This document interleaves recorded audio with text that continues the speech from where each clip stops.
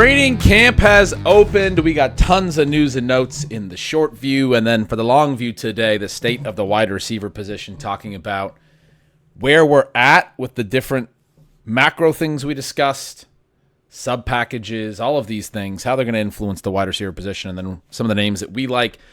A packed show today on the long view. I'm Ben Gretch. You can find the Stealing Signals newsletter at bengretch.substack.com. With me, as always, is Jakob Sanderson. You can find all of his great work at jacobsanderson.substack.com. The Thinking About Thinking Substack from him over there. Jacob, we're going to jump right into it. The short view, we've been joking. It's been slow going. It's been a longer short view, the first couple of episodes. But the idea behind it was we would hit on a lot of stuff, more stuff, because we like to have the longer conversations. At the top of each of these shows, we'd hit on a lot of different topics in like little bite-sized nuggets.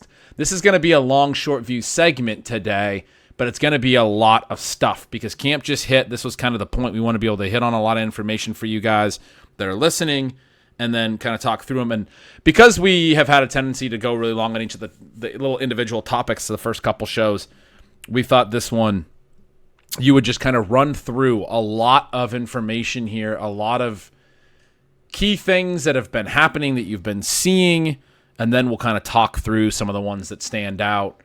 But what do you got for the short view?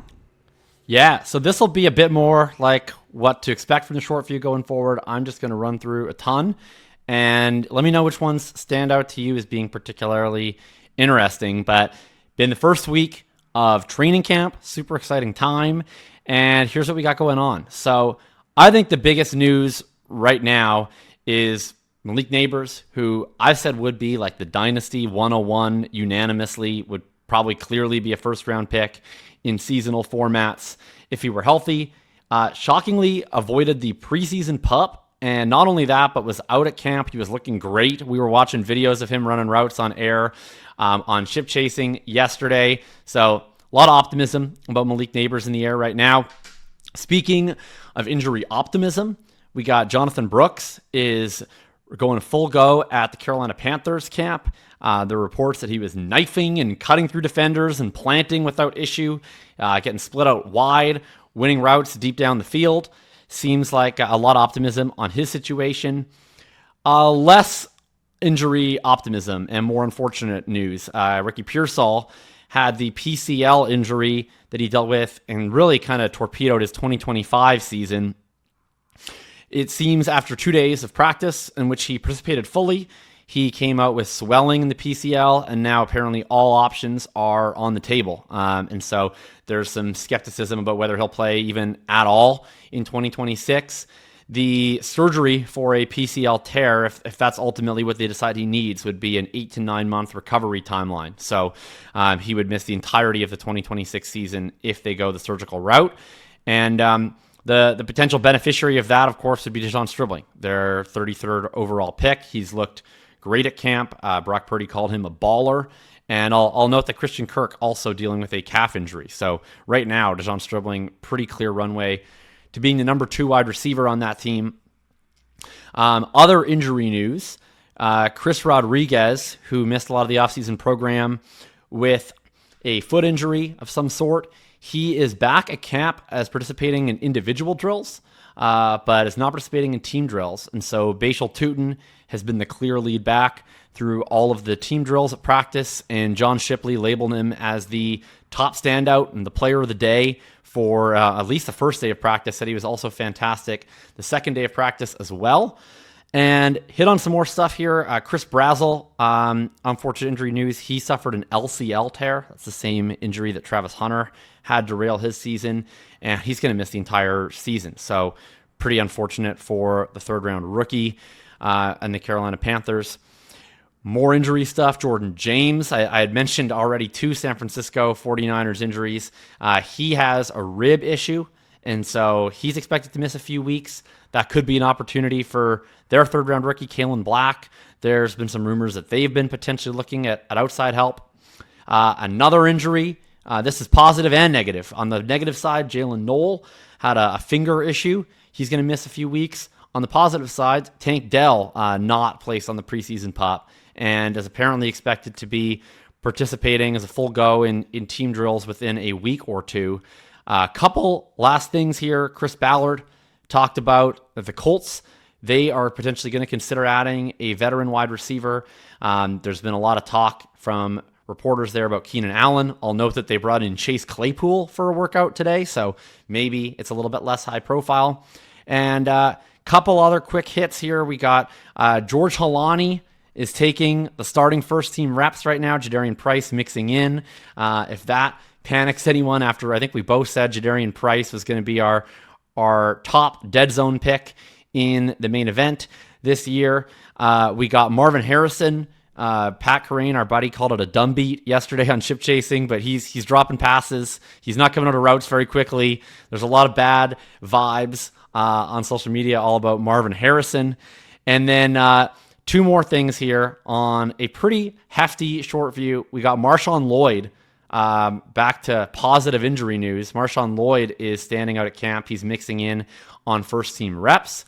And then great news of guys getting paid. Chris Olave just signed a 4-year, $132 million contract with the New Orleans Saints. That's, I think, a baker's dozen news and notes in the short view. What jumps out at you? That's, incredible rundown.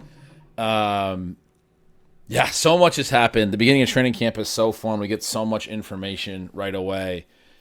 Some of the quick stuff, the Price thing, I probably already want to walk back, especially with the Tootin optimism. You mentioned the C-Rod kind of being injured thing, although the Tootin thing's fascinating because last year, I don't like to necessarily call out beat reporters, but John Shipley was the guy that was very high on Tank Bigsby. He's the main guy that we get reports out of Jacksonville on, and a lot of people really like him because he plays into sort of the fantasy football crowd. My opinion is he knows the assignment. He knows who his readers are. He knows how to kind of sensationalize some of the stuff. I thought he was doing some of the Bigsby stuff a little bit wild. He's had some other stuff over the years. So now I'm caught between a rock and a hard place where I was critical of him at this time last year because of the Bigsby stuff, but the Tune stuff I want to it's confirmation bias. I'll say this for Shipley. Like when Chris Rodriguez first signed, Shipley was I don't want to say team because I think he's mostly calling it like he like is his own opinion, but like he was quote unquote team C-Rod after that signing. He said he expected C-Rod to lead the team in carries at that time. He said Tutin's going to have an increased role. It's going to be a committee. It's going to be determined, all that stuff. But like when asked to guess, he said he thinks Chris Rodriguez would lead the team in carries. So I think the fact that his tune has changed, where he's now saying, Tutin's kind of taken the clear lead in the RB1 race, is I think a reflection of, in large part, Chris Rodriguez's injury, but also Tutin's play and the fact that he's been seemingly very, very impressive. So I don't know that Shipley is like backing up his own confirmations. I think he's like evolved in his own view of the backfield over time, and it may evolve again. Who knows? But right. I don't think that he's like a Tutin slappy. That's all I'm saying. I think my perspective on it when I say knows the assignment is that he understands that the stuff gets aggregated in fantasy places, and the more enthusiastic the report and almost exaggerating. I don't know. I'm not there. I'm not watching it. Then he's more likely to get get on Roto World and get all that stuff. I think he's a younger dude, and I think he understands. So as far as like that was what I was saying about the Bigsby stuff is like Bigsby's going to lead the team in rushes and all this stuff because he looked good in like one practice, and you get to questioning some of the takeaways that become a little bit more optimistic. Anyway, the Tootin stuff is very exciting, and like I said, I want to be getting more into Tootin at the moment, maybe a little bit, not like overly concerned about price, but just a little bit. We talked about it being price related, not Jadarian Price, but market price, ADP price that we were into him. The Tank Dell thing, I was on with you guys on ship chasing yesterday. We were talking about it. You guys were taking that a lot more optimistically. I'm still seeing it pessimistically, personally. I understand he avoided PUP, but he's still working off to the side on his own. He missed all of 2025. The injury occurred during the 2024 season. Like, compare that to the Jonathan Brooks thing. They gave him a full year off, and he's good to go. And your quote to me, which is super optimistic as far as the things that stood out to me. You said to me before the show, it's apparently he looks like Eric Dickerson out there, which is like, I mean, yeah, that's super exciting, right? The fact that Tank Dell still needs more time right now, the season's a month away, and he's been on a 20-month timeline is concerning to me, actually. I'm going to take that as a negative, personally. Yeah, I think that's totally fair.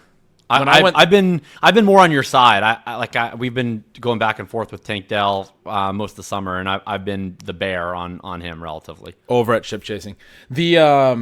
When I went through the projections process, reading some of those quotes that he still wasn't hitting this offseason, because it's not just getting back on the field. It's not just getting healthy enough to be in an NFL game. It's where you're at physically. Are you at your peak performance? Have you had the time for all the secondary muscles to build up strength and all of those things? If he's not ready to go, I feel optimistic about Jonathan Brooks potentially hitting what his potential would be. Tank Dell was a day two pick that was felt to be a little bit overdrafted and had a really hot start to his career, but was struggling a little bit in year 2 before that injury. He had come back to earth a little already. Now you're telling me he's got to get all the way back healthy on the field and then be productive. He needs to be the dude that was really good as a rookie. I just think that we're a far way off from that. So I'm taking both the Noel and Dell stuff very optimistically for Jaden Higgins, frankly. I think the things are really clearing out for Jaden Higgins. Mention the Tootin thing. Pearsall and Nabers are the big ones. Nabers looks incredibly good. The deceleration on one of the routes that made it out there, and then just the speed at which he ran another route.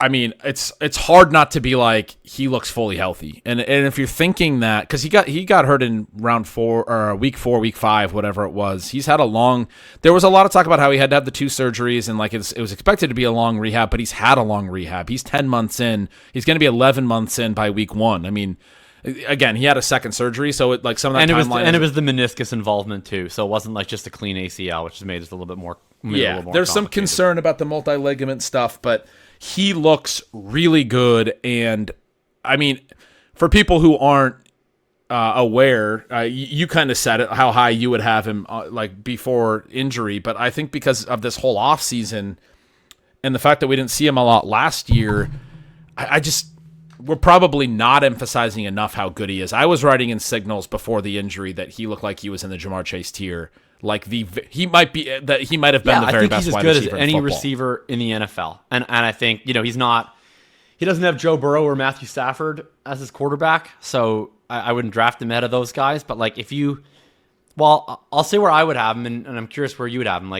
If there were no health issues, someone just guaranteed you this guy is 100% healthy this year, and everything else about his situation, where would you draft him? I think I would be drafting him I don't even know if I would take JSN over him. I would put him it'd be right in that JSN range. It'd be 5.6. He had 8.75 targets per game last year, 11.3 as a rookie, led the NFL in targets per game. He only played 15 games, had 170 targets in 15 games as a 21-year-old rookie, 1,200-yard season at a 9 ADOT. Last year he had an 18 ADOT because he was playing with Russell Wilson. I just had 8.75 targets, but he only played 4 games, and in the 4th game, he only played 33% of the snaps, a third of the game. First 3 games, 12 targets, 13 targets, 7 targets, and then he has a 3-target 4th game because he tears his ACL in the 4th game. Tears up his knee. There's a lot of concern there, but in terms of what he can actually do, what's really great about him, when he had Russell Wilson out there, he was able to thrive even at a really high ADOT. The year prior, he had a low ADOT when he was working with whoever, Daniel Jones and Tommy DeVito and all these guys. I mean, he has not played with a decent quarterback. We didn't get to see him with Jackson Dart at all, and he's looked incredible regardless. At all depths, ball in hand, before and after the catch point, deep efficiency, the stuff that we talk about with Alec Pierce and Christian Watson. Those guys are good enough at playing the ball deep. Malik Nabers is even better. Go watch that Dallas Cowboys game where he had the breakout. Yeah, it's fantastic. Filthy plays on the ball in the air. He's got everything that you need at the wide receiver position. Just a freak athlete. And the fact that he is still so young, he just turned 23 a couple days ago. We're recording this July 30th. July 28th, turned 23. He played his whole rookie year 21, whole second year 22. He's going into his age 23 season right now. There are rookie wide receivers that are older than him. He's coming off that knee injury, but being that young, we do see guys tend to kind of be able to rebound off the injuries at these types of ages. Yeah, I was just going to say he's younger than DeJon Stribling.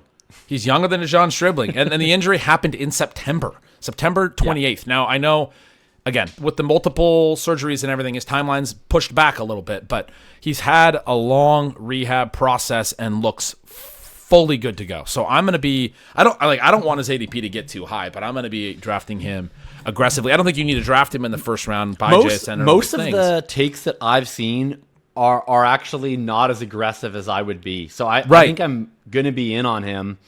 They're like round 2. He's shot up to the round 2-3 turn. I'm like, all right, great. But he hasn't even yet. Like, so I was lower on him for like completely non-Malik Nabers reasons. It's just like the reporting for a long time is really bearish, and I don't like see him on a day-to-day basis. And especially when we were mostly doing best ball stuff, like I care a lot about the floor and about the zero risk. And I'm like, if there's a chance he's going to miss like 6 weeks, like he's not draftable in the third round. That reversed. So like even before I saw him run any of the routes, as soon as we got the note that he was not going to be on the preseason pup, I immediately moved him up to 28. I haven't got the chance to do an update since, but with what we saw, the capacity and the level he was practicing at, like I'd be pretty comfortable moving him up to I think like 20, 21, 22 at least. See, I think I would move him up to like 15. I don't know if that's necessary.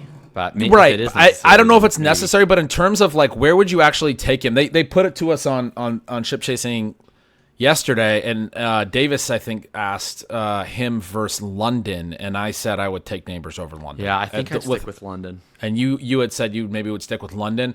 I think that's like a relatively good question. I'm probably like, I think you still need him behind Justin Jefferson, because there's some team concerns with the Giants too. Team volume, team pass volume, whether Jackson Dart's even good enough, etc. Kyler and Dart, I think, are actually kind of similar. It's a little bit comparable of a situation where you're like, the player is incredibly good. How much is he going to be held back? And then with Nabers, you have the additional, like, yeah, there's still some re-injury risk, some knee stuff.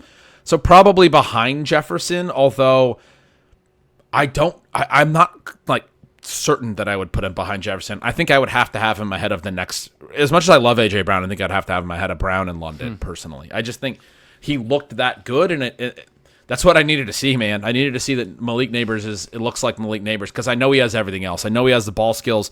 I know all that stuff. He's running and he's cutting at this ability already in July when he doesn't really need to be. He's not taking it slow or anything. I mean, that's shocking to me. The Pearsall stuff you mentioned. Stribling is a flawed prospect. We won't rehash the whole discussion that we had yesterday on Ship Chasing with all of these guys, but I like the dude a little bit. You and I were talking about him a little bit yesterday. I like that he's got some ball in hand. He's got some interesting stuff in the profile. At the same time, it was more of a price play late, and there are people pushing him up a lot now. There was a discussion. He's going to go way higher.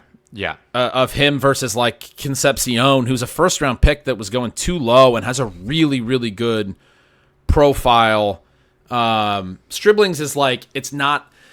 Stribling's profile, the case I was making on Ship Chasing yesterday is, I think people talked about him as such a huge reach at pick 33 that they're overlooking some real possibility with the draft capital because he was a reach.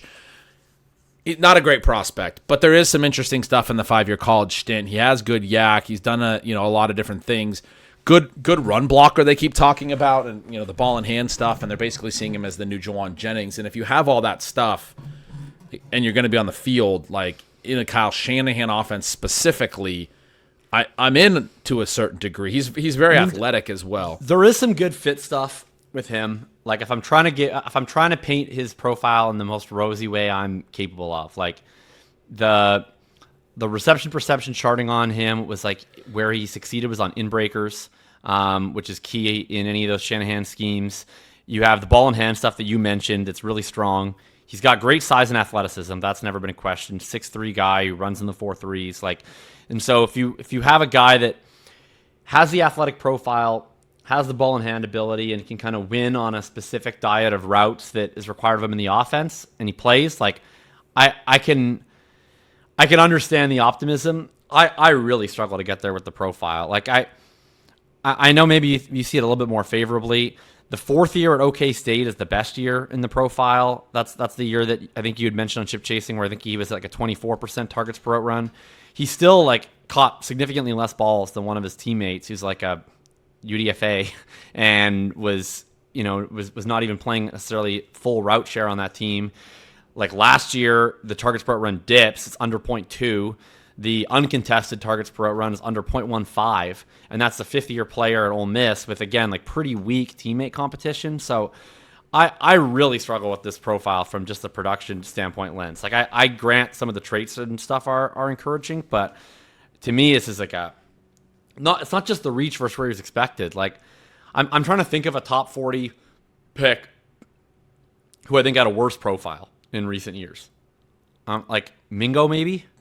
There aren't good ones. Yeah, there's not a lot of. I mean, he was a reach, obviously.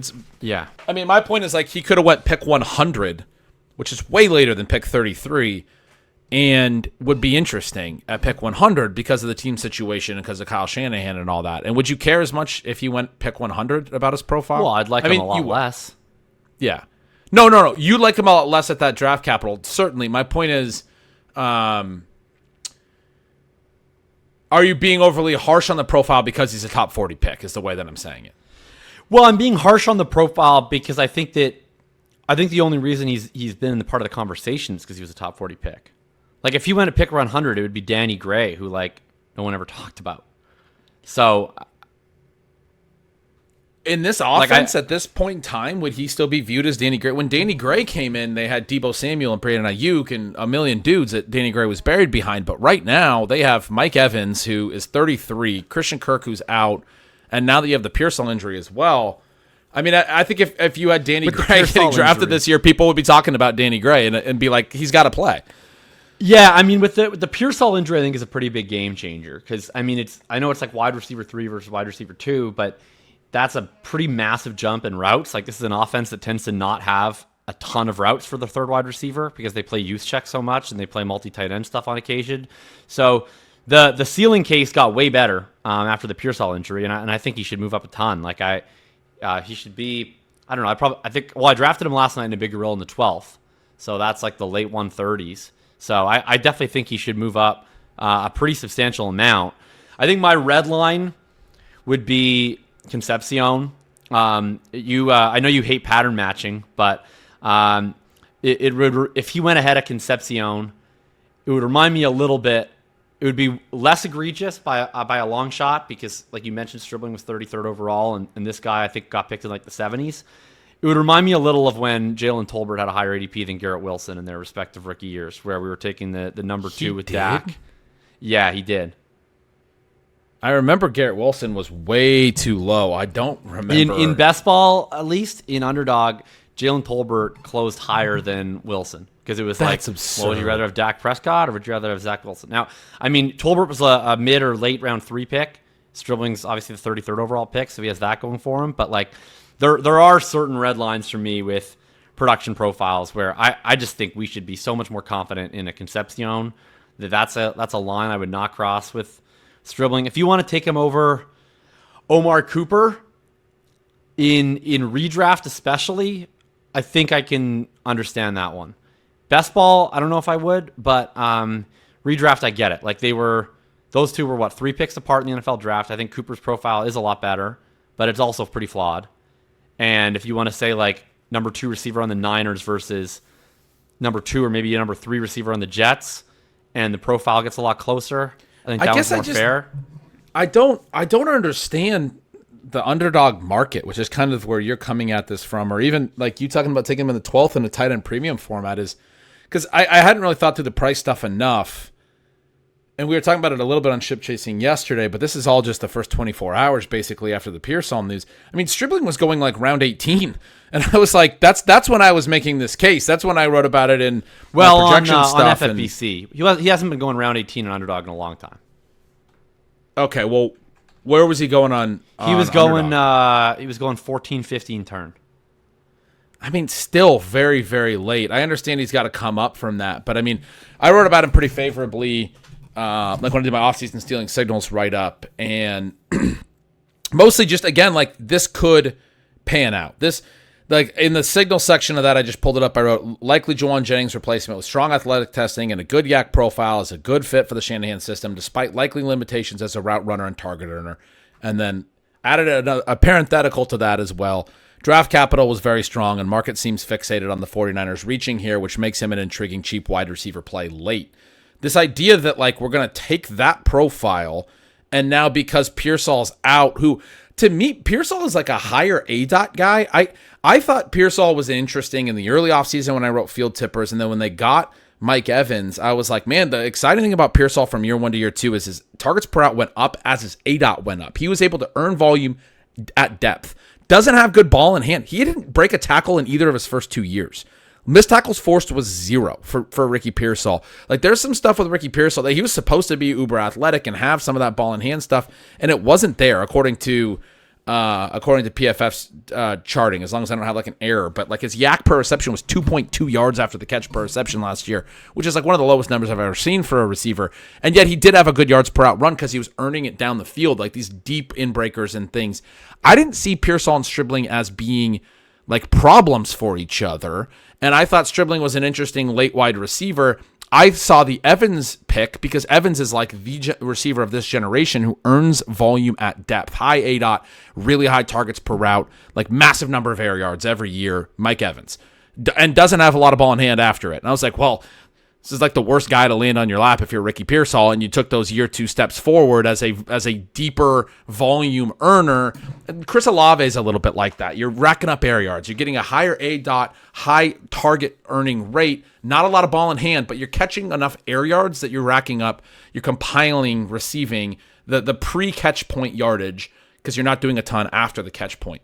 That was all good with Pearsall. Stribling, to me, a completely different player. I see him as operating in like the Jawan Jennings role and being potentially like having an ADOT. I do ADOT in my projections. So I'll tell you, when I went through the projections, I had an ADOT for Stribling of 10.6. I have Pearsall and Evans at 12.8. The average for a wide receiver is right around 11. So Stribling slightly below average. Both those guys about 2 yards above average.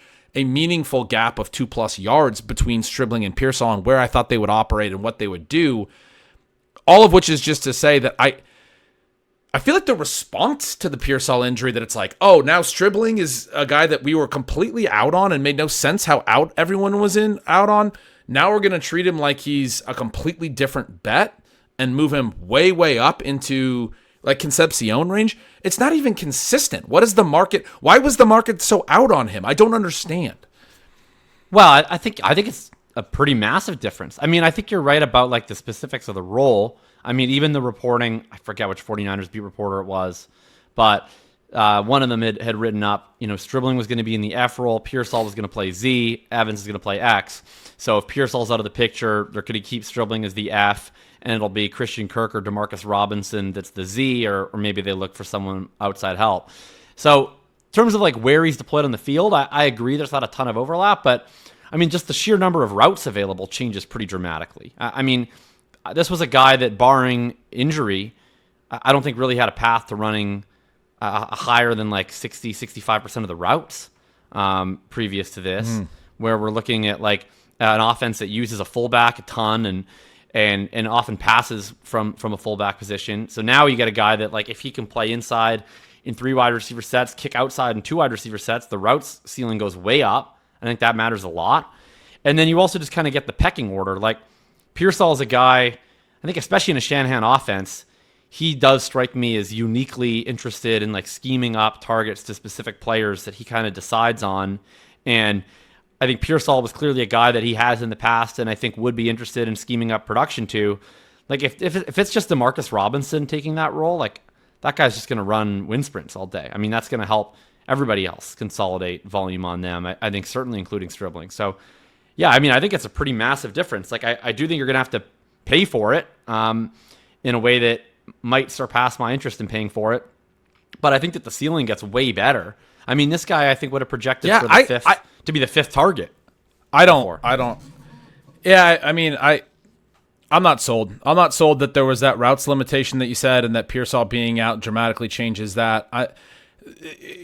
You say project to be the 5th target. Well, now he clearly projects to be the 4th. I mean, that's part of my whole point, is that this is a team that has a 100 target running back when healthy, a tight end that people are really optimistic about his return to play timeline. I'm a little pessimistic about it with Kittle, but this is a team that's going to have 3rd now, right? Like I'm a little pessimistic about Kittle, but if he's running all the routes, he could out target and outproduce Kittle. But yeah, so I mean, this is a team that regardless, well, I mean, late in the season, especially if Kittle's back to health, you're talking about a high share of running back and tight end targets. Sure. You're talking about Mike Evans. I mean, I guess part of it for me was Stribling was like, could he bypass Pearsall, who to me was never like a locked in player. Like he's been, treated very favorably as a first round pick and everything. I wasn't very into him his rookie year. I liked the steps forward in year 2 and I was out on him going into last year. I was for the first time a little bit optimistic about him in the early offseason. But then as I said, like I mean I don't know. I just him being out of there out of the equation. When Mike Evans got drafted, to me, like Mike Evans made the situation for Pearsall a lot worse. I was still vaguely interested to Pearsall, but Mike Evans is a guy that's going to run a ton of volume. Kittle, McCaffrey are all going to be very concentrated there. I mean, I guess I get your point that if Stribling is then the clear 4 behind those 3 instead of or you just said that he could even threaten Kittle if Kittle's not fully healthy, as opposed to Pearsall making it more of a, if nothing else, like a competitive number 4 situation or pushing Stribling down to 5th or what have you.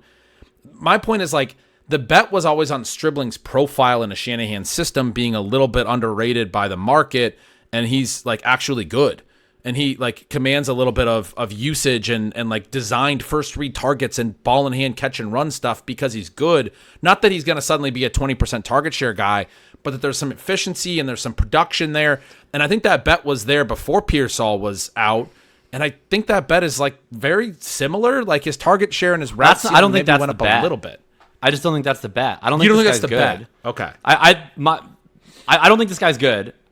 First off, so I was not really interested in making this bet when it was obstructed, but I think that the bet is Kyle Shanahan can kind of make anyone productive if he wants to, and the less obstacles there are in front of him, the more he might just get schemed up production by last resort. Like which was sort of what happened with Pearsall in the first couple of years. We've seen Kyle Shanahan make Kendrick Bourne a startable fantasy asset for weeks at a time, or Marquise Goodwin for weeks at a time, or Jawan Jennings in 2024. Like, or Jawan Jennings, like so. To me, it's like there is a world where Stribling is. There's a world where basically anyone in a Kyle Shanahan offense, to me, if they have like some baseline level of skills, and you mentioned Stribling's being like the yards after catch stuff, the athleticism, some of the in-breaker stuff. Like there's kind of a world where I feel like he can just pick up the tools that he needs to of a player and scheme them into fantasy viability if he needs to. And when we were looking at Kittle, McCaffrey, Pearsall, Evans, I'm just like, I don't think he needs to. Like, I'm sure Stribling can provide them some stuff, help with blocking, make some yak plays. But I'm like, not only do I have to be wrong about this guy's profile, but he's also so far down in the pecking order before he becomes like a real fantasy starter. But now I think he's gonna play a ton. And we're also, I think, like one more injury removed from he has to. Like, Mike Evans is old, coming off an injury season. Yeah. Kittle's coming off a big injury. McCaffrey's a walking injury risk. It's like you take out one more of these guys, and like it becomes they really, really do need DeJon Stribling. And I don't know if he can handle that or not, but I do think there's plenty of players who probably aren't even capable of it, who can kind of be capable of it in this offense. And so I could see a world now more clearly where I'm right about Stribling's profile and that it's not very good, but like we look back on it in 5 years and we're like, hey, remember when DeJon Stribling had 900 yards as a rookie because everyone else got hurt? Right. Like Chase Claypool or whatever. Yeah, no. I get it now. That's what I was trying to get out of you was a better understanding of what the market is even doing, and I understand it a lot better now. I think you did a good job of helping me think through that and understand that better. Like, I mean, that genuinely made that sound that way, but like sometimes you like, you're just like, I'm missing something. And anyway, yeah, that's a really interesting one that we'll monitor the price on. I think if Stribling gets that expensive and that's the bet, then I guess it's interesting because you're right. He then becomes one Evans injury away from probably having that Jawan Jennings run or whatever, that 900-yard rookie season that you just described. So maybe I actually kind of am in on that bet a little bit. The bet I was trying to argue was a good priced bet was that he's just better. Because there's so much uncertainty in the prospect stuff. I understand your skepticism and the reasons for it, and I think they're fair. He's not a good prospect by any means. I do think, one of the things we talked about yesterday, there's some seasons where he operated at a really high ADOT. There's some seasons where he operated at a much lower ADOT.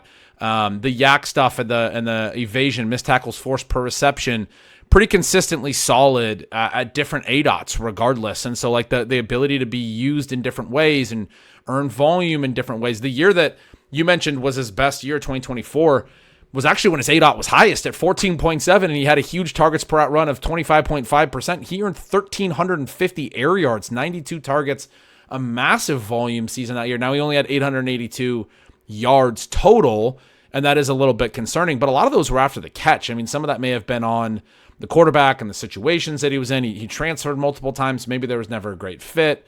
I think there's enough uncertainty with prospecting, and there's enough elements to this profile. Like now you've talked about the stuff like the contested catches and the rate of uncontested targets. And that's something I know you look at a lot because contested targets tend to be less predictive of like creating separation and those things.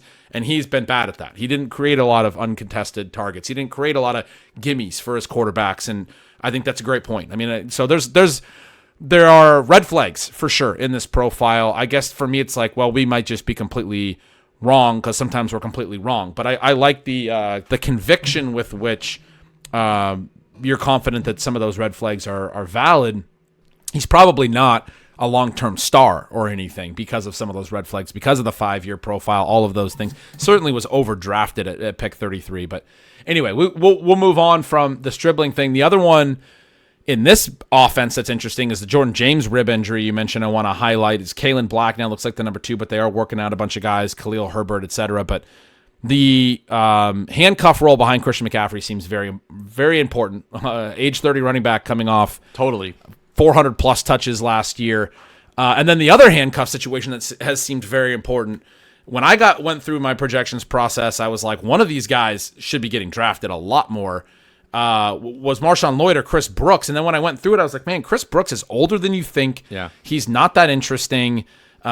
He's been good as a like receiving player and like a third down guy, but there's not a lot that you'd like. The collegiate and NFL profile are not that great. I guess I was like, yeah, I could see some world where he could play a lot of snaps if Lloyd can't stay healthy, which is always a concern. But Lloyd has the profile. He's an exciting dude, very exciting profile. We've been really in on him. I went back to his profile. What stands out is the evasion and the breakaway rush rate and some of those things. A little bit more than the receiving or like the yards after contact profile or those things. But he's a fast, explosive runner, and he looked great in camp last year before he got hurt. I had in my notes he's a legit like rushing change of pace if he's healthy enough to do that. It's a little bit like Kendre Miller, where Miller kept getting hurt, and then Miller last year with the Saints started to earn some work from Kamara and started looking good, and then tore his ACL. And it's that reminder that like, hey, I mean, some of these guys just never stay healthy. Maybe Marshawn Lloyd never stays healthy, but like with Rashad Penny that year, he was a league winner when Rashad Penny finally did stay healthy. That's what this feels a little bit like. And my point about Kendre Miller is Miller was coming on enough last year that it looked like he may be in a position to be a really intriguing player in 2025. It's easy to roll your eyes when you hear about these guys year in and year out. But the other massive part of that is Josh Jacobs' situation. Adam Schefter's been tweeting about it. It's like, it's not resolved, guys. Like, there's off-the-field issues here. He maybe gets suspended.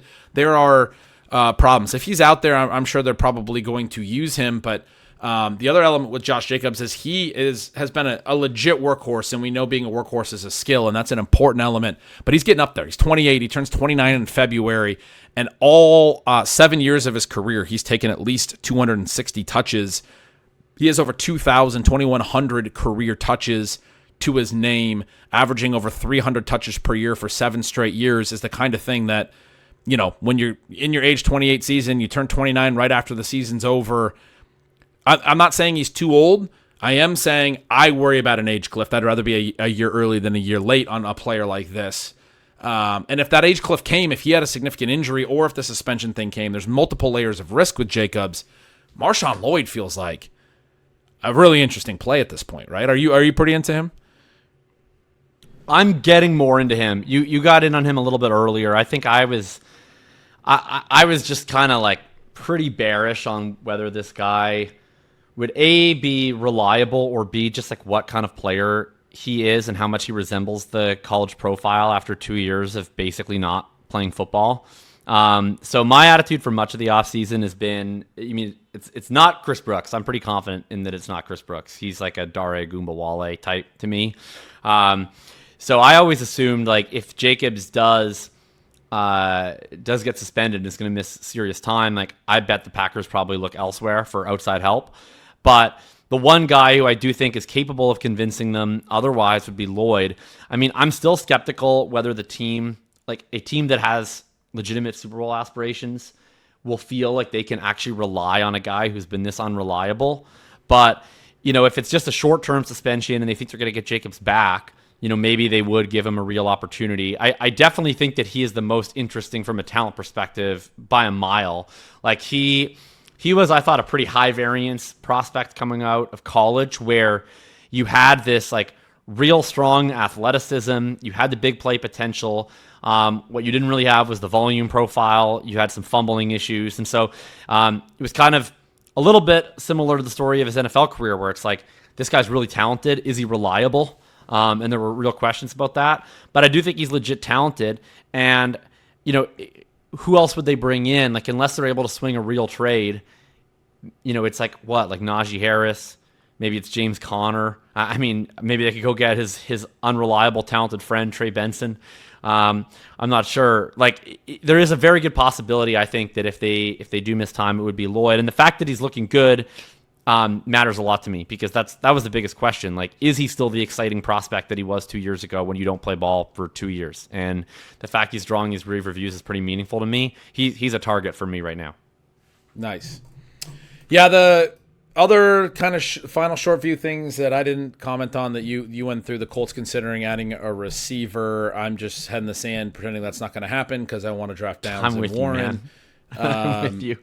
Chris Brazzell injury is brutal. We were talking about it. You were just taking some of him. Me and Sean took him in the Pros vs. Joes contest literally the night before his injury with our final pick. That's on our latest episode of Stealing Bananas.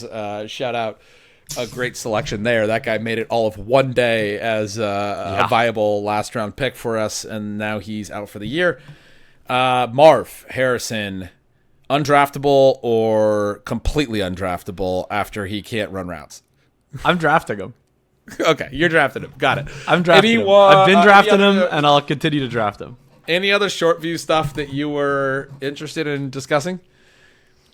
No, that's pretty much it for me. I mean, I'll pose one question to you because I feel like you.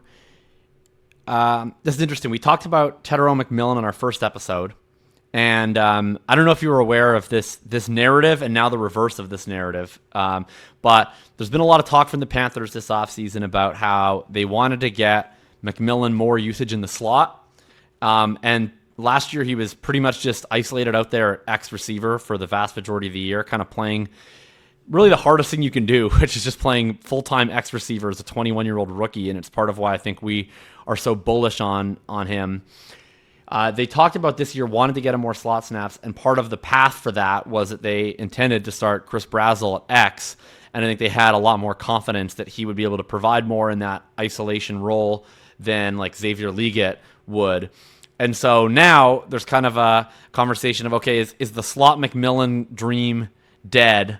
Does that make him a worse pick? I don't know if you've seen any of this discourse in either direction, but curious if you have a takeaway from it. My view is that it is like probably a bummer for them tactically. I mean, I think it's also a bummer because they probably just really don't want to play Xavier Liggett anymore on their team, and now they kind of have to. But I think ultimately, like if they were truly committed to trying to find ways to optimize around using their 8th overall pick superstar, that they should just find ways to do that regardless, that don't depend on Chris Brazzell. But that's my take as well. I think it's a complete non-story. More broadly, I think the discussion of wide receiver alignment and usage is probably overemphasized in fantasy discourse. Not that it doesn't matter, not that there's not correlation between like, some of the stuff people show that like the slot snaps and stuff lead to more production, and it's good to get guys moved around. And some of the guys that never move around, you hear negative things about. But part of the reason that guys get stuck in certain roles and things is they're just not versatile. It's like it comes down to like, is he good enough? Like, is the guy good enough? And I've always treated it as if the stuff that shows up in prospect profiles and the reasons that like a lot of production in college translates to being predictive of NFL stuff. It's a little bit more of a broad. It's a little bit more of a because there's a lot of uncertainty with a lot of things. How good the offense's scheme was, and the play calling at the college level, and the quarterback ability, and the blocking, and everything can lead down the line to like whether a receiver was able to be productive in college or not. We can get really granular and try to figure things out, but we do know that production tends to lead to production. Very productive players in college tend to be very productive in the NFL. So if we round some edges and just like look at it from that perspective, one of the ways that guys can be really productive at the lower levels and then be really good at the NFL level is being able to do everything, being able to play a lot of different spots, being able to operate at all the different depths. I like to talk about the depth stuff and how those layers come in. You can run routes from any alignment. Like the X receiver doesn't have to be the vertical guy. The slot guy can run deep. He can run a wheel. The tight end can press the seam, and the X receiver can run an in breaker or different things. You can design a route concept any way you want. You can flank the running back out wide and then send him on a go route, right? Like you can do a lot of different things to attack safeties and attack schemes. The ways that different route combinations layer together means that yes, it is easier to have your outside guys tending to press like vertically, and then like the slot guys are working inside out and then work in the middle of the field because they're in the middle of the field, the tight end kind of curling over the middle, whatever. A lot of that stuff is like gonna show up in more concepts, and so I understand that. But like to your point, like if you're trying to utilize Tetairoa McMillan extremely well as a first order like concept, if Dave Canales is hell-bent on this is our best receiver, which he should be, because that's what Tetairoa McMillan was in college with different schemes and different coaches there. I think he mostly played with the same quarterback, Fafita, but was very, very good in the intermediate range and running a lot of different types of legit routes. And I think you can run those from different alignments.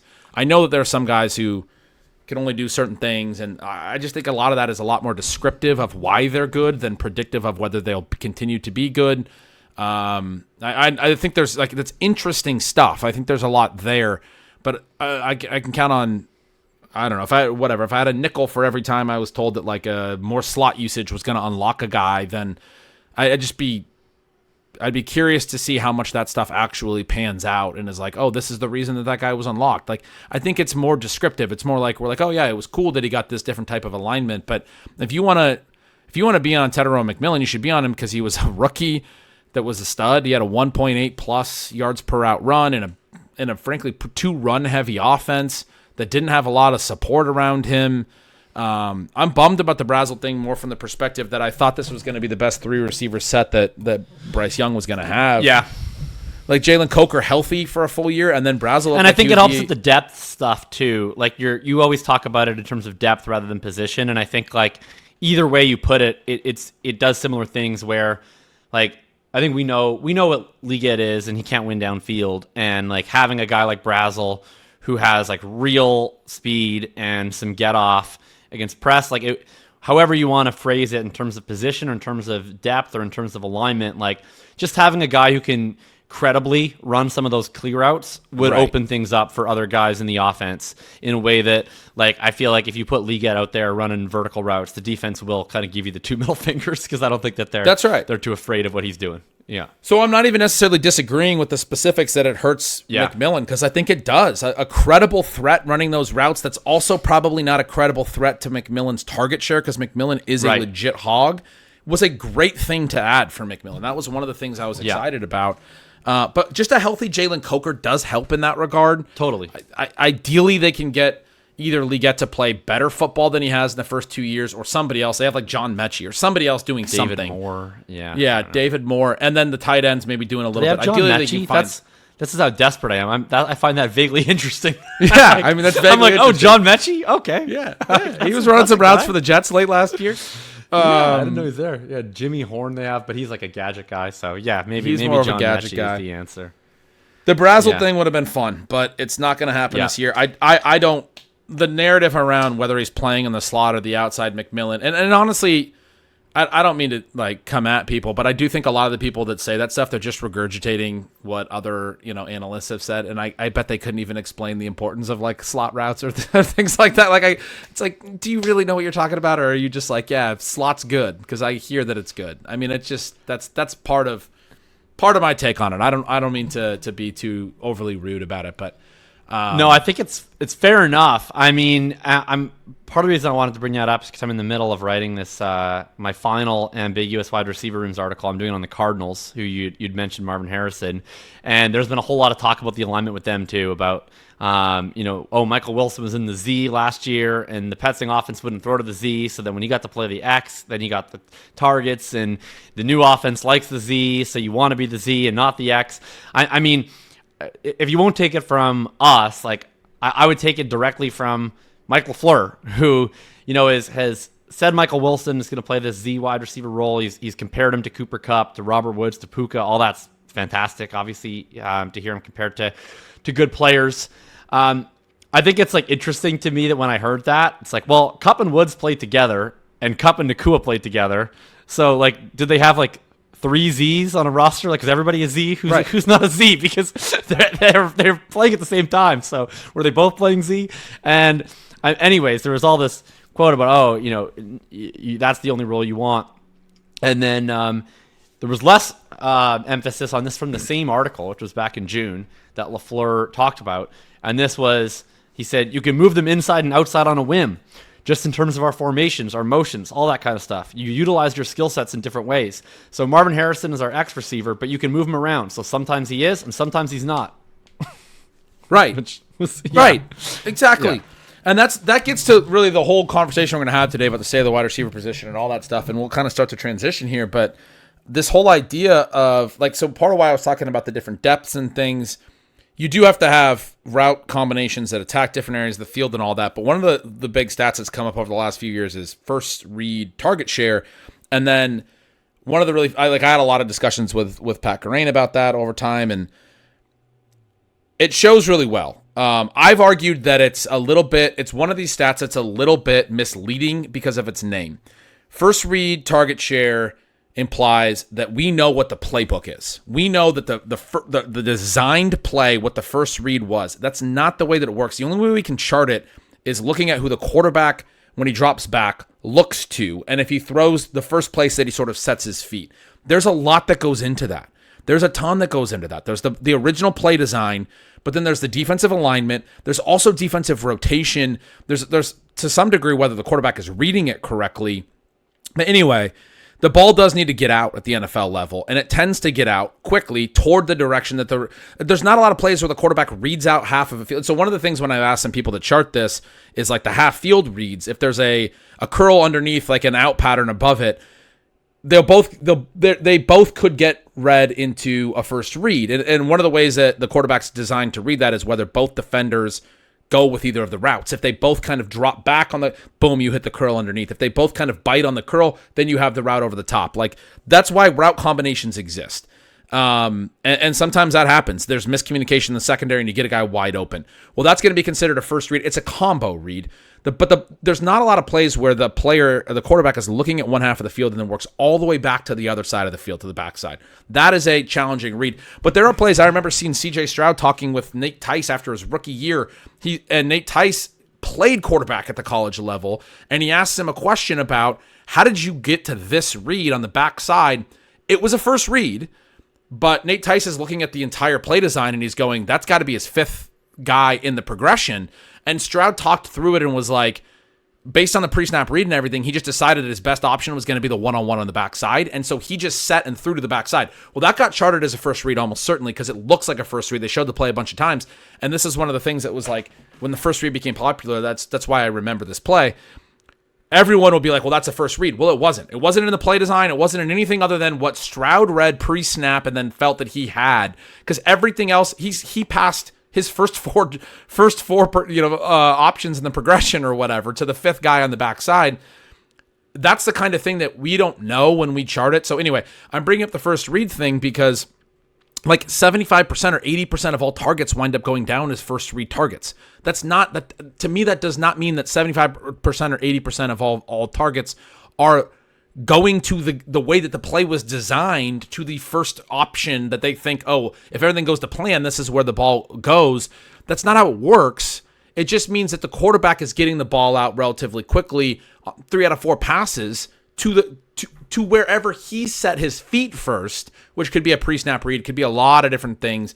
Motion and things are going to give him information pre-snap. Plays are designed so that you have different route combinations, maybe on one side of the field or the other, that might be like your man answer or your zone answer or whatever. There's different things, and you're trying to get that information with a motion route, a motion pre-snap, where if a guy runs with him, then you're in man. If they just let him run and pass him off, then you're in zone, and then that may dictate what the first read is or what have you. There's going to be a million things that play into this stuff. I'm not the expert on it at all. My point is, people talk about it like we were all on the chalkboard writing up first read target, because we call it first read targets, and that's where it all got decided. It's not quite that. Having said that, there is a large percentage of that 75% or 80% that is designing the plays for the players you want to get the ball to. Mike McDaniel famously has this quote, or I believe he's the one I got this quote from, but I love to reference it, that he likes to think players, not plays. And like, he's always been that guy that's like, I'm going to design Tyreek Hill into space. I'm going to design Jalen Waddle into space. I'm going to design Devon Achane into space. And he does it well. And we just talked about with Kyle Shanahan. He could do that with anybody. He could do it with DeJon Stribling. There are guys who can design players into space. And so there is an element here where it's like, we say targets are earned. Well, some of it is they're earned by things that aren't necessarily skill. Like Marvin Harrison is going to earn targets because he was drafted in the top 5 overall, and they're paying him a lot of money. And when you're an organization, you invest in somebody and you draft them that high, and then you're the one making the decisions on how to utilize the player, you're more likely to utilize that player. That's why draft capital matters. It's not that the player is good or that the NFL is perfect at evaluating talent. It's that the people that are making the decisions to draft these players are also the ones doling out the usage and deciding how to utilize them. Sean Siegel did great work a few years ago showing that early draft capital players tend to break out earlier and late ones tend to break out later. They have to earn their role later into their career on average, and it's in the data. And the really only explanation is the teams that draft these guys high are ready to use them right away. They draft them in the first round because they're like, I got a role for you. That's why Nate Borkensher went in the second round. The Jags were like, we need a wide tight end. We got a role for you right now. They're going to play him some this first year. They drafted him in the second round. Then you draft the guys on day 3, and you're not necessarily sure if you have a role for him. And then sometimes you're pleasantly surprised. Sometimes Puka Nacua happens, right? Certainly, but that's a rare one. That's an outlier. Regardless, as we were talking about sort of the Marvin Harrison and the movement and the alignment and all that stuff, my main point to circle this all back to the alignment thing is with this first retarget and all these things, if Marvin Harrison is breaking out, if the talent's there, if he's making plays, if he's a beast after the catch, if he's doing the things that they wanted when they drafted him top 5, it doesn't matter where he's aligned. They're going to figure out which plays in their game plan when they do install in week 6 and week 8 and week 10 that they're going to utilize. Like, that's the other thing, is that you have a whole playbook, but then you do install every week, and you have certain plays you want to get to based on the defenses that you're going to be faced, and you game plan some of that. You might script the first 15 plays. Well, I'm going to script the first 15 plays to Marvin Harrison if he's playing really well. If he's not, then I'm not. Like, you're trying to win football games, and so that's a little bit contradictory to something I was just saying about, they just hand out opportunity to the guys. There is a gray area here. They hand out opportunity to the high draft capital guys, but at the same time, they got to earn it. They got to be good, or eventually you lose it. Like Xavier Legette, we were just talking about. He had, he got a lot of pretty encouraging usage as a rookie, and right away. I think his first immediately game he had some moments, and then he wasn't efficient on it after a while, and then he went from being a priority in the offense to being deprioritized to being, now he might get his starting job back, but he would have been fully iced this year if Chris Brazzell He had 7 targets his first game as a rookie. He had 10 in the 4th game that he ever played in week 4 of that year.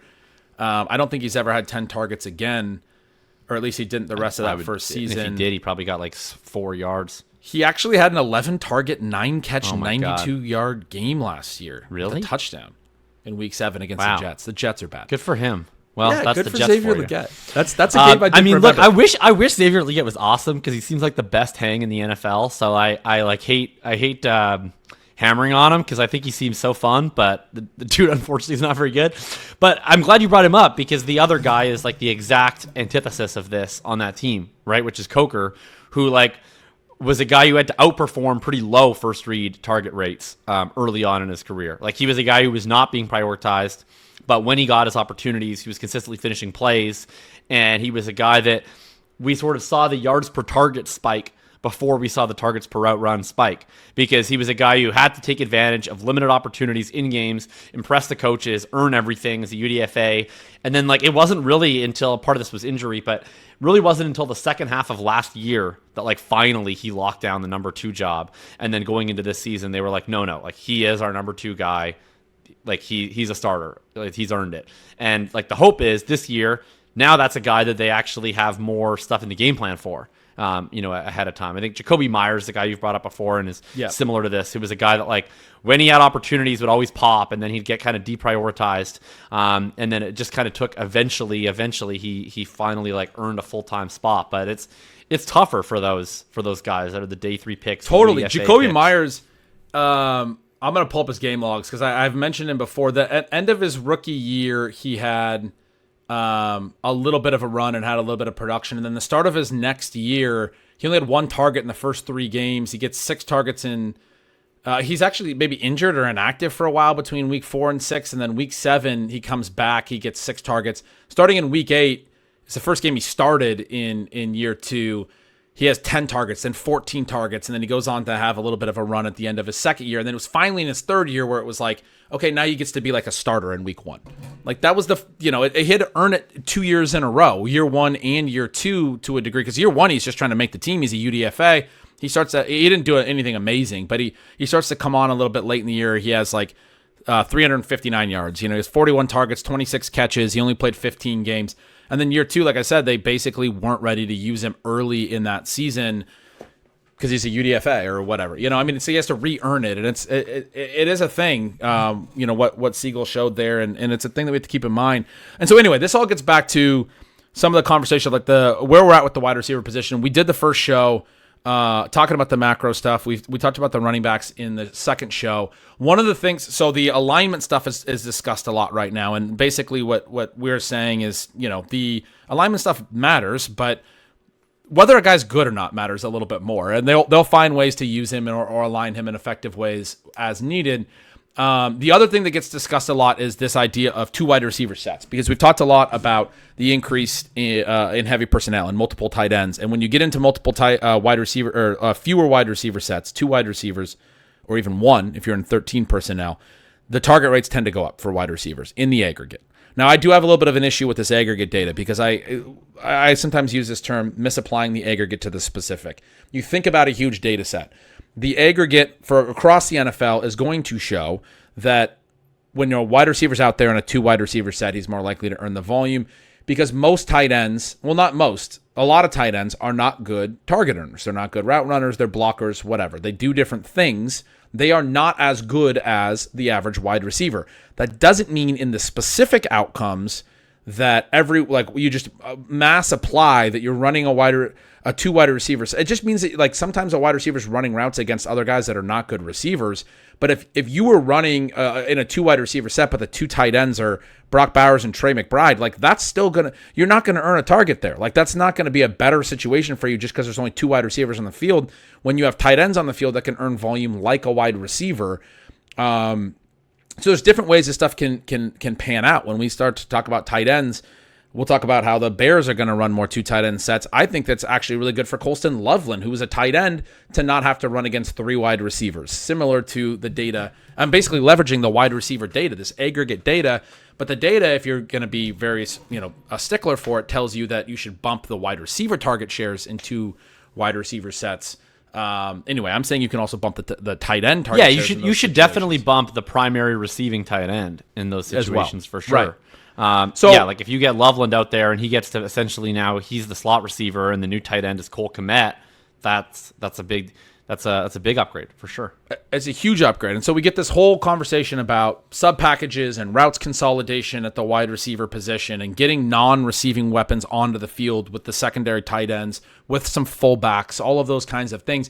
And that's all very interesting for wide receivers. It is very relevant.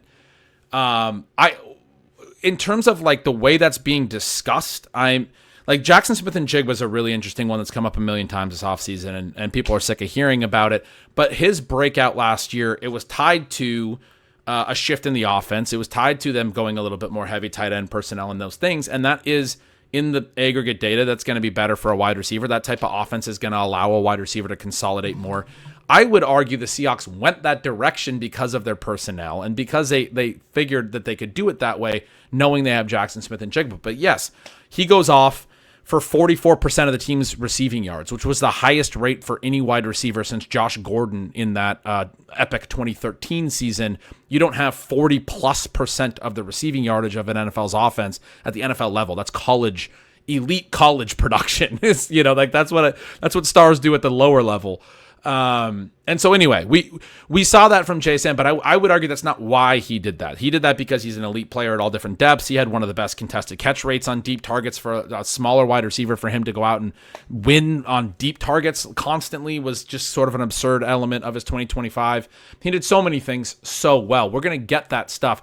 But in terms of you're going to get that stuff from elite players. But in terms of like what the big tight end trend means across the league and for wide receivers, we are going to get wide receivers running in more 2 wide receiver sets. I am concerned because I also think we're getting just more sub packages generally, and we're going to get more balance. A few years back, the Rams were known for running a massive amount of 11 personnel. And what they did to try to confuse defenses was they lined up and looked the same every time, but then their route combinations would be slight variations, and their run game was slightly different than some of their pass game stuff. But it was all 11 personnel, same alignment every time pre-snap. What we're seeing with the heavy tight end stuff now is defenses are doing things differently at this point.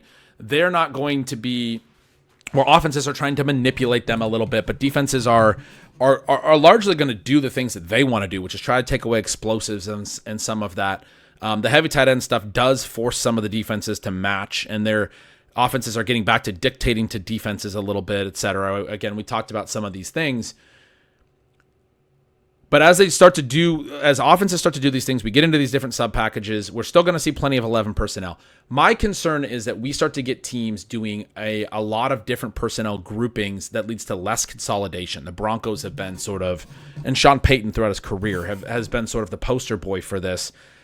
We saw it a little bit more in some different places last year, but the idea would be the increase in rushing will also bring the total number of routes down a little bit, and then that has can impact the ways that wide receiver ceilings can come together. One of the things we've seen over the last couple of years is just total receiving yardage upside and full season ceiling outcomes at wide receiver have tended to come down a little bit, and yet there's still been like elite guys that have stood out, like JSN and Puka last year, and the year before it was Chase and Jefferson, and the year before that we still had Tyreek Hill, and CeeDee Lamb was the guy that year.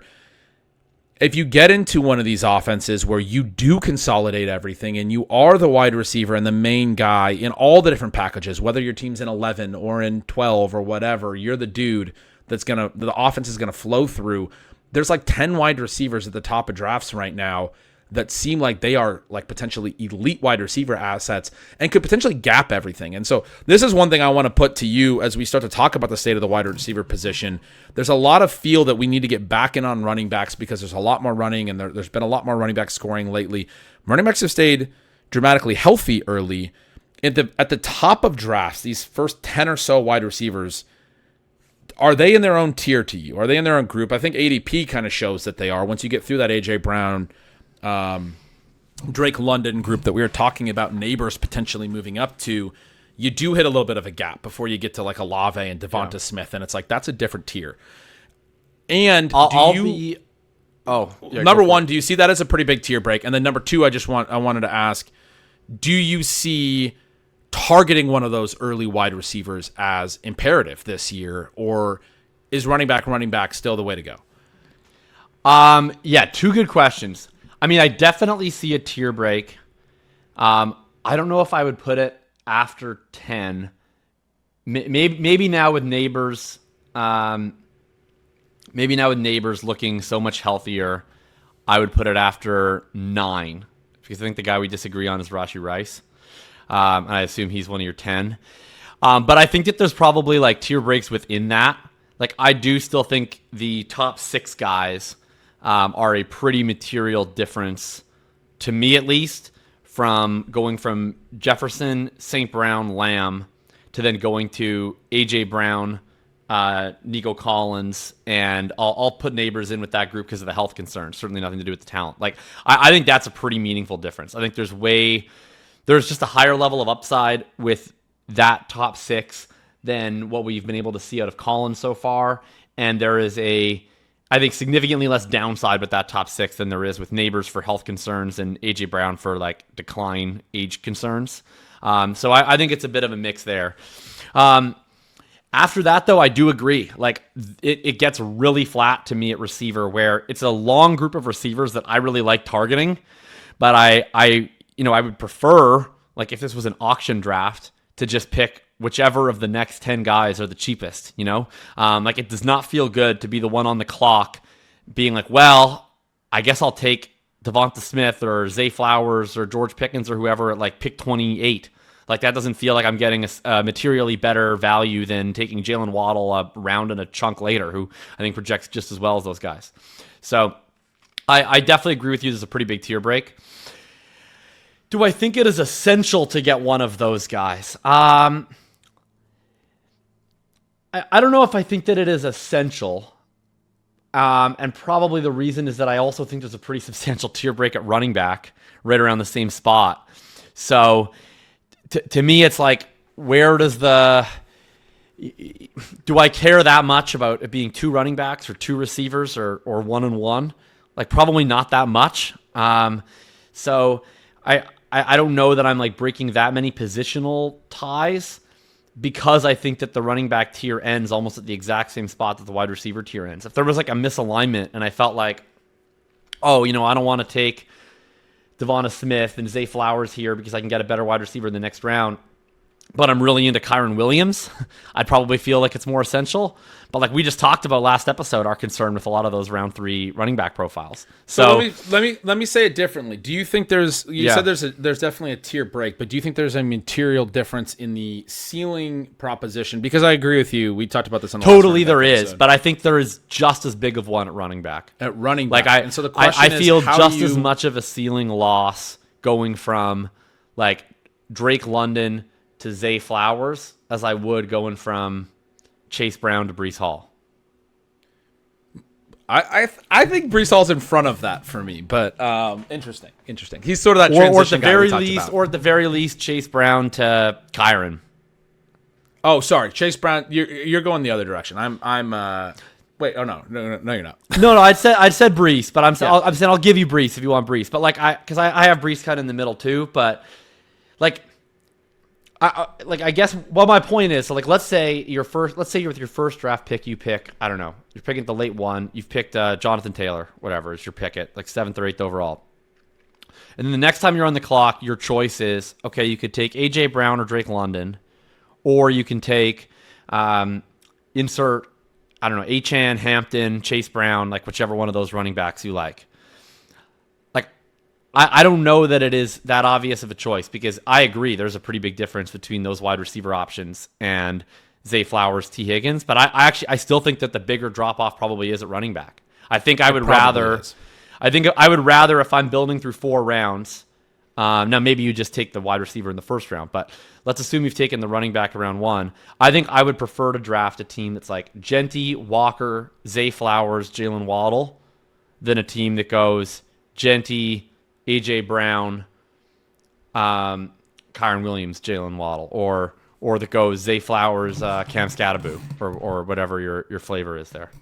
Yeah, no, I think that's why I asked you. I think it's one of the big questions of 2026 drafts is how do you navigate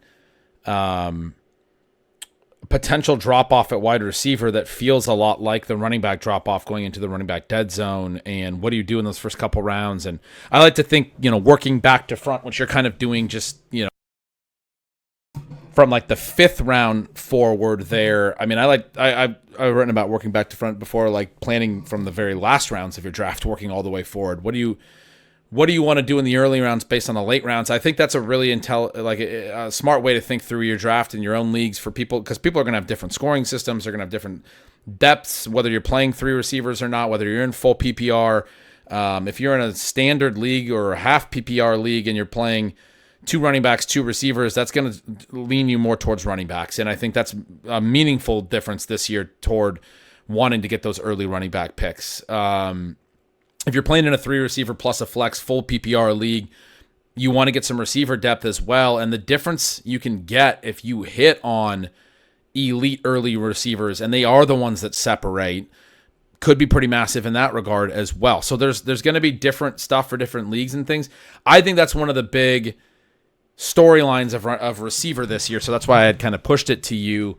The other big storyline, as we talk about like the macro stuff and how it's impacting wide receiver, is this question about consolidation and me saying that I was concerned that teams are going to look more like the Broncos. You mentioned Jalen Waddle. My issue with the Broncos is just pure routes volume. Over the last couple of years, Cortland Sutton's been the only consistent routes volume guy. I agree with you. I do think Waddle's going to run a lot of routes, and I'm excited about that. You've written a whole series over at thinking about these ambiguous wide receiver rooms. And so part of the reason I kind of took some of the early stuff here about the wide receiver stuff is I wanted to ask you about that. I haven't had a chance to read through it. It's like a 5-part series. I'm sure it's incredible, but it's like insanely long. What are you, because part of the way I'm playing ambiguous receiver rooms like that is like, I don't know if there's even going to be enough routes consolidation, especially when you talk about the teams that don't have, the look ahead lines are not excited about their like scoring atmospheres. The Cardinals are a big one. Like, do I even need to play Harrison or Michael Wilson, or are they just not going to be a good enough offense? It's different than the Jaguars. It's different than, I think you were about the Bears and some of these teams that are a little bit more ambiguous, but we are excited about the offense and we do want to get it right. So what are you seeing with those offenses? Some of them, when I went through the projections process, some of those I do think will consolidate enough. Like the Cardinals, for example, don't really have a wide receiver 3. They brought in Kendrick Bourne. The Bears are another one that they brought in Khalif Raymond, but they're not going to have a huge wide receiver 3 impact, and I do think Burden is going to run a lot of routes as a result. That's different to me than the Jaguars, where their wide receiver 4 is a guy they drafted in the top 5 last year, and they can scale up his routes. Wide receiver 4 might be their best receiver. He might be. They're playing him at cornerback, but like if 2 of the receivers go down, it doesn't all consolidate on the 3rd guy. Travis Hunter runs more routes is what happens. If Brian Thomas goes down, Travis Hunter runs more routes. If both Brian Thomas and Jacoby Myers go down, it's not just Parker Washington. Travis Hunter runs more routes. So you have depth there. You have the ability to tap into receiver upside and still make it a difficult target atmosphere for earning volume, which is not great for guys like Brenton Strange as well. Like you're always going to be running routes against good receivers in that offense, regardless of whether there's some attrition. So anyway, the way that you look at these different ambiguous wide receiver rooms might be different across different teams. I assume it is. Yeah. It should be. Yeah, but I'm curious your take on it because I'm having a hard time with them this year, specifically as we head to more sub packages and the potential for more like isolated usage and some of those things. Yeah, so I'll start with kind of the zoomed out view, and then we can get into more of the specific. So the way I define it, I mean, there's like a gazillion ways you could define an ambiguous pass catcher room, and I did pass catcher because I was including the tight ends in this as well. And like, you know, you could call the Dolphins an ambiguous wide receiver room. I wasn't too concerned with them. Like they're ambiguous in the sense of who knows who's going to play wide receiver for the Dolphins this year. I was more focusing on pass catcher groups without like a very clear superstar, but where there are multiple guys that the market is really excited about. So, I mean, I threw some like pretty arbitrary parameters up, but I had 3 pass catchers drafted between rounds 3 and 10 using underdog ADP was the parameters that I set as the groups I was going to focus on in the series. And, you know, for the first part in the series, by the time you're listening to this, they're probably all up. I'm about 90% done the Cardinals one, which is the last one I'm going to post. I did one on... Well, I did a first article kind of looking at how these wide receiver rooms and tight ends have performed in the past. And then I did 5. I did the Bears, the Jaguars, the Packers, the Colts, and I'm just putting the finishing touches on the Cardinals. And the first post I did something that you hate, which is I looked at a bunch of like past data and then came up with some general trends. Now, what I did that I hope you hate less is I hate looking at past data and coming up with trends. I love that. I just love that. Well, you always hate when you're like I took, you know, 63 things at this parameter, and these are the rules that you have to apply. True. And anyways, I came up with some interesting trends that I think I hope that I was clear, because I said it about 100 times the rest of the article, that like we should not be taking these trends as specific rules, but as like I think informative indicators. And interestingly, the previous year's data on these other ambiguous pass catcher rooms that fit this trend, there was a couple things that stuck out to me. One is that the base hit rate is like actually pretty poor, and it's worse than what you would typically expect, which I was honestly kind of surprised by. I've always wanted to target these kind of ambiguous situations, and I know JJ's done a lot of really great work on ambiguous backfields, and that they tend to be very plus EV picks. The base hit rate was a little bit poor on these guys compared to what you normally expect. The upside is that there's some massive ceiling cases from pass catcher rooms that have fit this category, like Cooper Kupp's 2021 hit from this group. Deebo Samuel's 2021. We had multiple hits from the 49ers in 2023 that were really impactful. Jamar Chase, his rookie season, was a huge hit from this group. We've had others. So there's been some really, really high ceiling outcomes. And so like as a general rule, I think you should be asking yourself, if you're targeting a player in one of these rooms, like, are you doing it for ceiling-based reasons? Because I think you really should be, because that's where the money's made in these rooms. It's not on the base floor hit rate. The other interesting stuff I found was that more often than not, it's not the cheapest option that hits. It's actually the more expensive options hit at a much higher rate. That's especially true if we're not talking about like rookies. The ones that have hit a little bit later in ADP have tended to be rookies or second-year players. If we're talking veterans, they tend to be actually drafted more at the front of the ADP. I think that plays into a little bit of what we talked about last week on the running back dead zone stuff, of where if the market's seen a lot of you and they're not that excited about you, that probably says a little bit of something. So those are kind of the general stuff. As I get into the specific, like I don't know what team you find most interesting to start about. But before you jump into the specific, I love those general takeaways. The idea with the really ambiguous receiver rooms has always been this idea that if somebody can consolidate, they could have a high ceiling. If there's an injury, then the targets may consolidate, etc. And then the idea of the higher price guys being the ones that hit, I think fits in my mind with the idea that we're better at understanding player skill and how player skill leads to ceiling at the wide receiver position than at like running back, which is more situation based and more opportunity based in some of those things. And so like with ambiguous running back rooms, a lot of times the data will show that you actually want to just bet on the cheaper guys. With the wide receiver rooms and take the discount. A big part of that is opportunity costs and how the hit rate or the bar to hit is lower at the cheaper prices. For wide receiver, what you're saying is even though the bar is higher, Jamar Chase's profile is what told you that he had ceiling, and that's why he was going higher than some of his teammates, even, then Tyler Boyd was there and obviously T. Higgins. Chase, I think, was the most expensive, but they were all held down by there being three of them. But, like, the market knew that Jamar Chase was the superstar profile, and that is, I think, a really intriguing takeaway from, a type of analysis that I generally hate, which is using data to figure out anything. Oh, come on. You know what I mean? No, I do dislike I always talk about misapplying the aggregate to the specific. I just love the way that you framed it. You were like, yeah, you just don't like using data. Like, it's bad. Yeah, no, you're notably anti-data.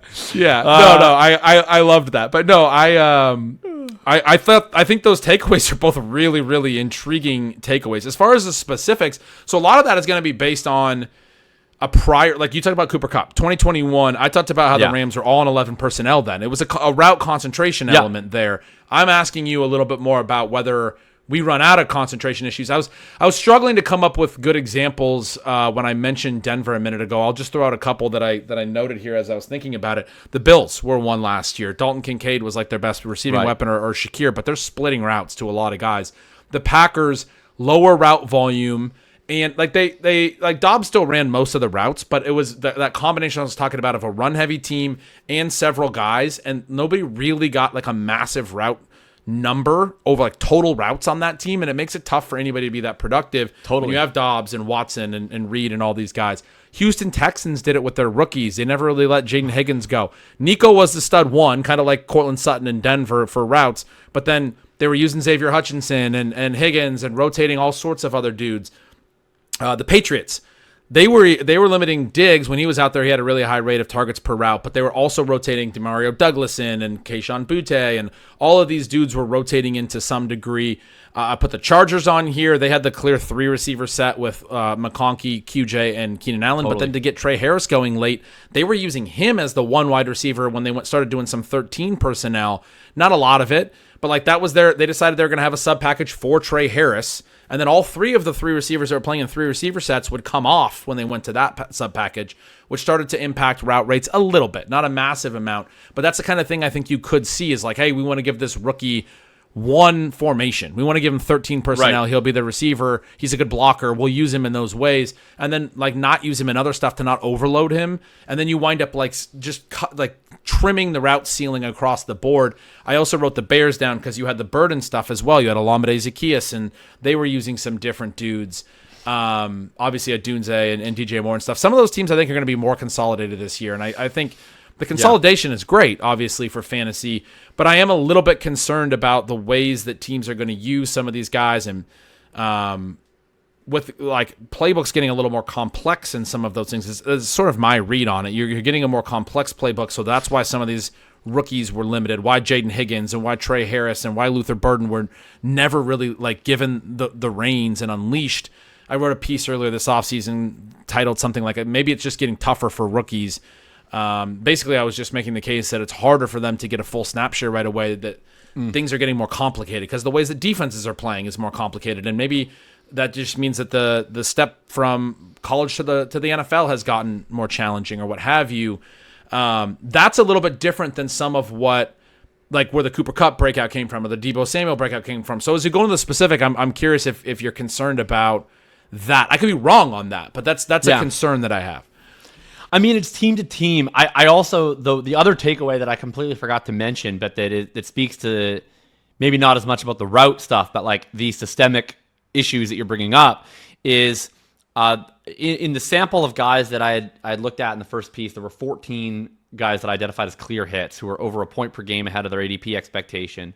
And 12 of the 14 either came from a top 10 pass volume offense or a top 2 yards per attempt offense. So basically, if you're looking for a hit out of one of these groups, you should either be expecting them to throw a lot or throw really, really efficiently, which, I mean, it's kind of a Captain Obvious thing, but I think it is like a decent reminder. And the team that probably most I ran into issues with when going through the projection process in this, and I mean, I don't do the projection process quite in as much detail as like you do, but I am kind of monkeying around with the numbers and trying to figure out a range of outcomes. And the Packers were like a really tough one because the pass volume's just been so low and the pace has been so low. And so like I initially, like in this offseason, I had kind of an initial inclination to be in on Christian Watson because I'm like, this is a guy who's been really efficient on a per route basis. He projects to run a lot of routes this year, or at least a really high percentage of the routes this year. They've consolidated everything for these main 3 guys. He's going to probably be one of the 2 guys in 2 wide receiver sets. Like, ceiling should be pretty high here. And then you do go through the process, and it's like, how high can you get it? Because on the high ADOT, his targets per run on that ADOT is already actually really impressive, but can you really expect him to command more targets per run? I don't think he's a totally complete player. And even at full route share, it's like, how many actual routes is he going to run? Because even if he runs 90% of the routes, that's probably like 490, 500 routes on this team because they just don't have that many routes. And like I could take Christian Watson's career targets per route run, yards per target, catch rate, and touchdown rate, put it into 500 routes, which like that would actually be a pretty huge accomplishment to run a career high in routes by over 100 and copy your career rate stats. Like that would be pretty impressive to do that. We'd probably expect it to be worse. But even if we did that, he'd be the wide receiver 19, which is like a small hit, at his cost. Yep. Not a massive hit. And so you're asking a lot actually for him to have a really huge ceiling, which is for him to run more routes than he's ever run and then be a way better player per route than he's ever been, which is like probably not a very realistic ask. And so I came away from that being pretty bearish on Watson actually. And then Reed, I'm higher on actually from like a talent upside, but like, yeah, you look at their rate of 11 personnel pass snaps every year and it sits in like the 380, 390 range. And so that's one where you do run into the inconvenient truth of unless he runs routes in 2 wide receiver sets consistently, he's going to run 380 routes this year. And like, that's not a lot of routes. I think when I went through the projections, I think the thing that has to happen is they have to throw more for some of this. You're talking about their routes the last couple of years. That's what I'm saying. They have to drop back, or they have to play way faster. In Love's first season as a starter in 2023, they were middle of the pack in pass attempts, and they were 30th in 2024 and 27th in 2025 after getting a workhorse running back in Josh Jacobs. One of the things that could happen is Josh Jacobs is not on the field. That could impact the pass rate. The thought going into last year, because I like to review my past notes from projections and stuff. The thought going into last year, the big narrative was they were going to throw more last year. That Love had gotten hurt right away in week 1, that Brazil game. He had hurt his knee against, I think, the Eagles in 2024, and that's why they were 30th in pass attempts. And so then going into 2025, they were going to throw more. And Love did get banged up a little bit last year as well, if I'm not mistaken. But I do think this idea that they're definitely going to be bottom 5 in pass attempts because they've been 30th and 27th the last couple of years is probably gotten... because the thought was last year they'd throw more. You're not getting Malik Willis starts, so that'll help. Right. Malik Willis starts doesn't help. Right. Going into last year thinking they'd throw more and then getting that as like kind of a rug pull, I think sometimes leaves us like too confident that this is a really slow offense. So that is one path for some of what you're saying. But I agree with you. Like I'm out on Watson. I'm more in on Golden and Reed as the cheaper options. Yeah, I agree that it's possible that they pass more. I mean, of course it's possible that they pass more. It's hard for me to think that they're going to pass a lot more. And the pace stuff I do think is like really probably pretty sticky because doesn't help. You look at where they sit in pace over the last 2 years, and it's usually like the worst offenses in the league and the Packers are at the bottom of the list. Because you'd think, the better offenses are usually towards the top of the league in paces. They convert first downs constantly. They get to run more plays.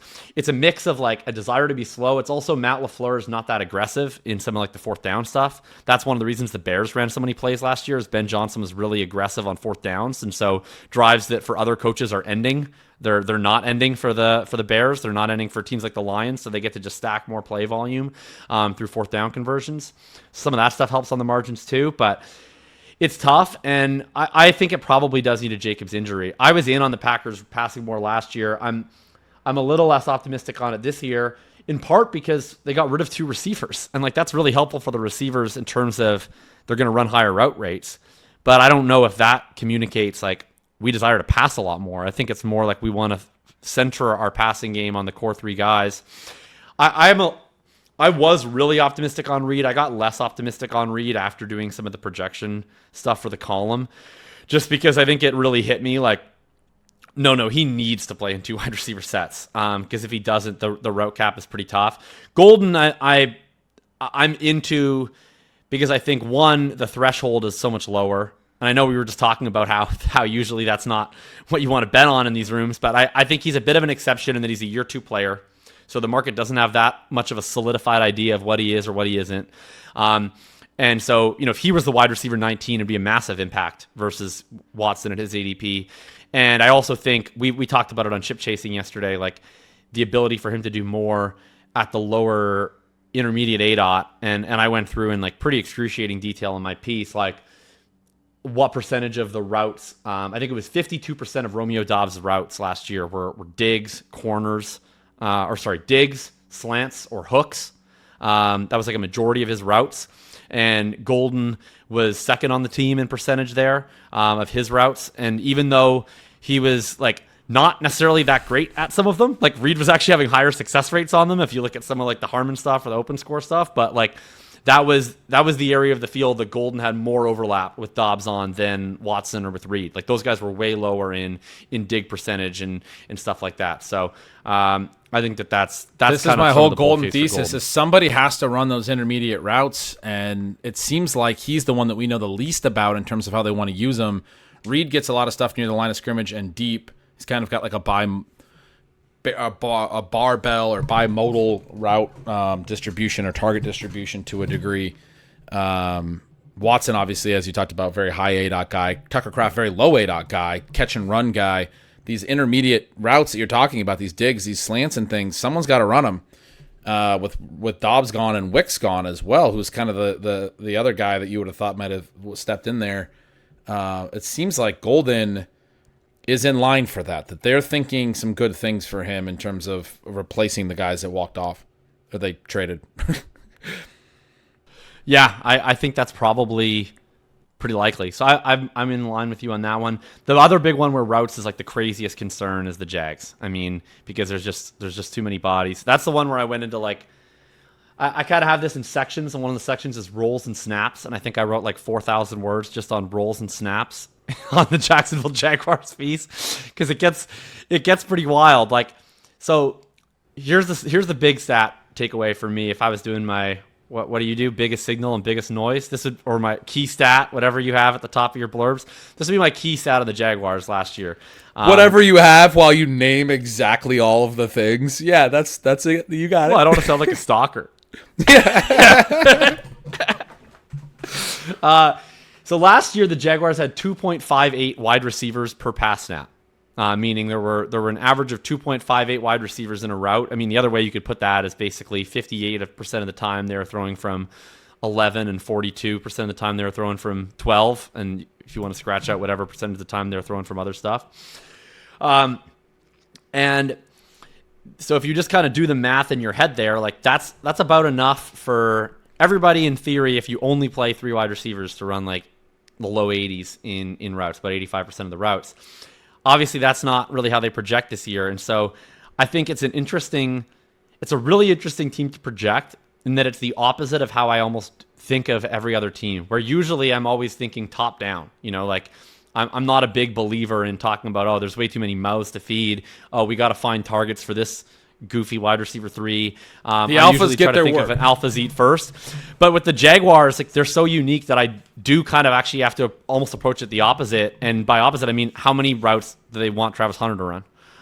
And I think it plays into a big because they don't have any alphas. Who's their alpha? I mean, they don't right. Like I have no idea who their alpha is. And it's just such a high variance thing of like we all know that Travis Hunter's going to have a role if you're listening to them on offense, but like. What does that mean? Does that mean he's going to have half the routes? Does that mean he's going to have 20% of the routes? Is he going to have 2 screen passes a game? Like, it's almost impossible to say. So last year, pulling it up now. Last year, in that second half of the season, so I really focused on, it's like a tiny sample, but we only have, I think, 5 games where Washington, Myers, and Thomas all played on the team together. Hunter was already injured by that point, and they started and finished the game. So it's a pretty tiny sample. In that sample, Myers was actually the one who was running up over 90% of the routes. Thomas was in the low 80s. Washington was in the mid 70s. And that was with Tim Patrick as the wide receiver 4. He was running 23% of the routes. So if you expect Hunter's role to be like that, you know, then you can get a pretty high route total for the other 3 guys. If you expect Hunter to run more like kind of how the early season rotation was, which was Thomas running almost all the routes, Hunter running like 75% of the routes, De'Ami Brown running like 60% of the routes, and Washington running almost 50% of the routes, then it really becomes more difficult to find 2 winners here that can have sustainable weekly volume. There's also massive questions of like, if someone loses routes, who loses routes? And you mentioned our guy Nate Borkature and our real guy Tanner Koziel.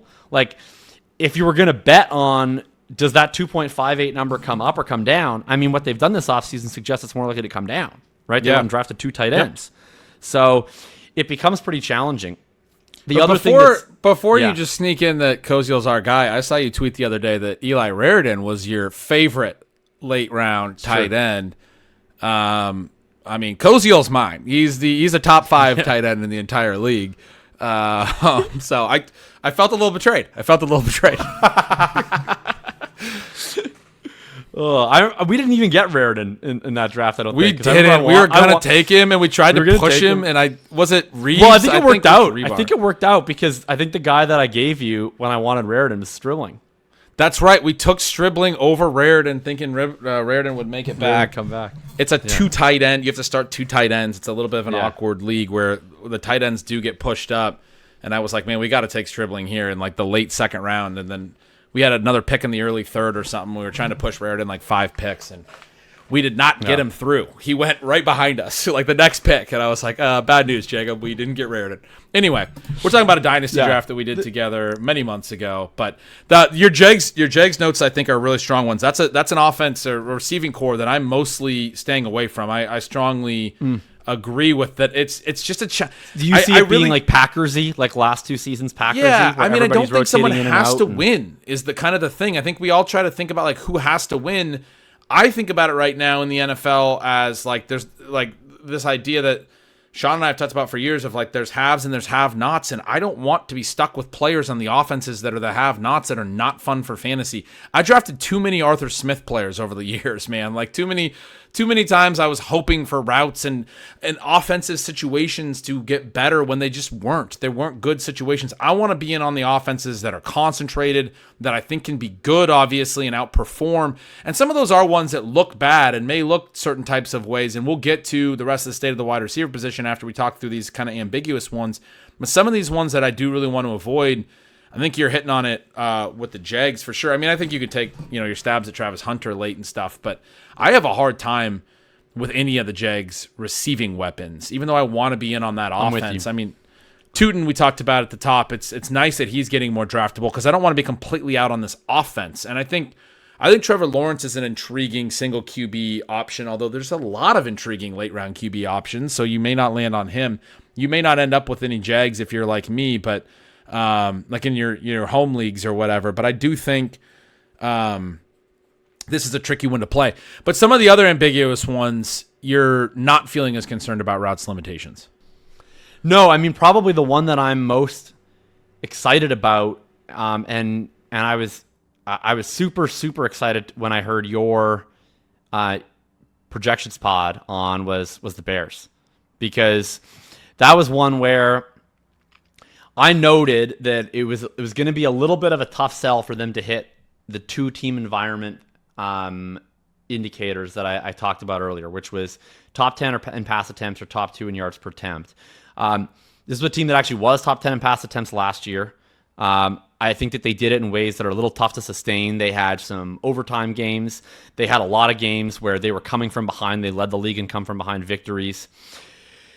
They were having like a few games where everything was just compounding in a really positive way for them, where they're having these spirited fourth quarter comebacks. They're converting fourth downs. They're just piling up pass attempts and negative game script and in competitive games. Their PROE was a lot lower. It wasn't top 10 at all. It was pretty decisively negative. So it's a little tough for me to get on, but this is where, you always talk about applying the aggregate to the specific.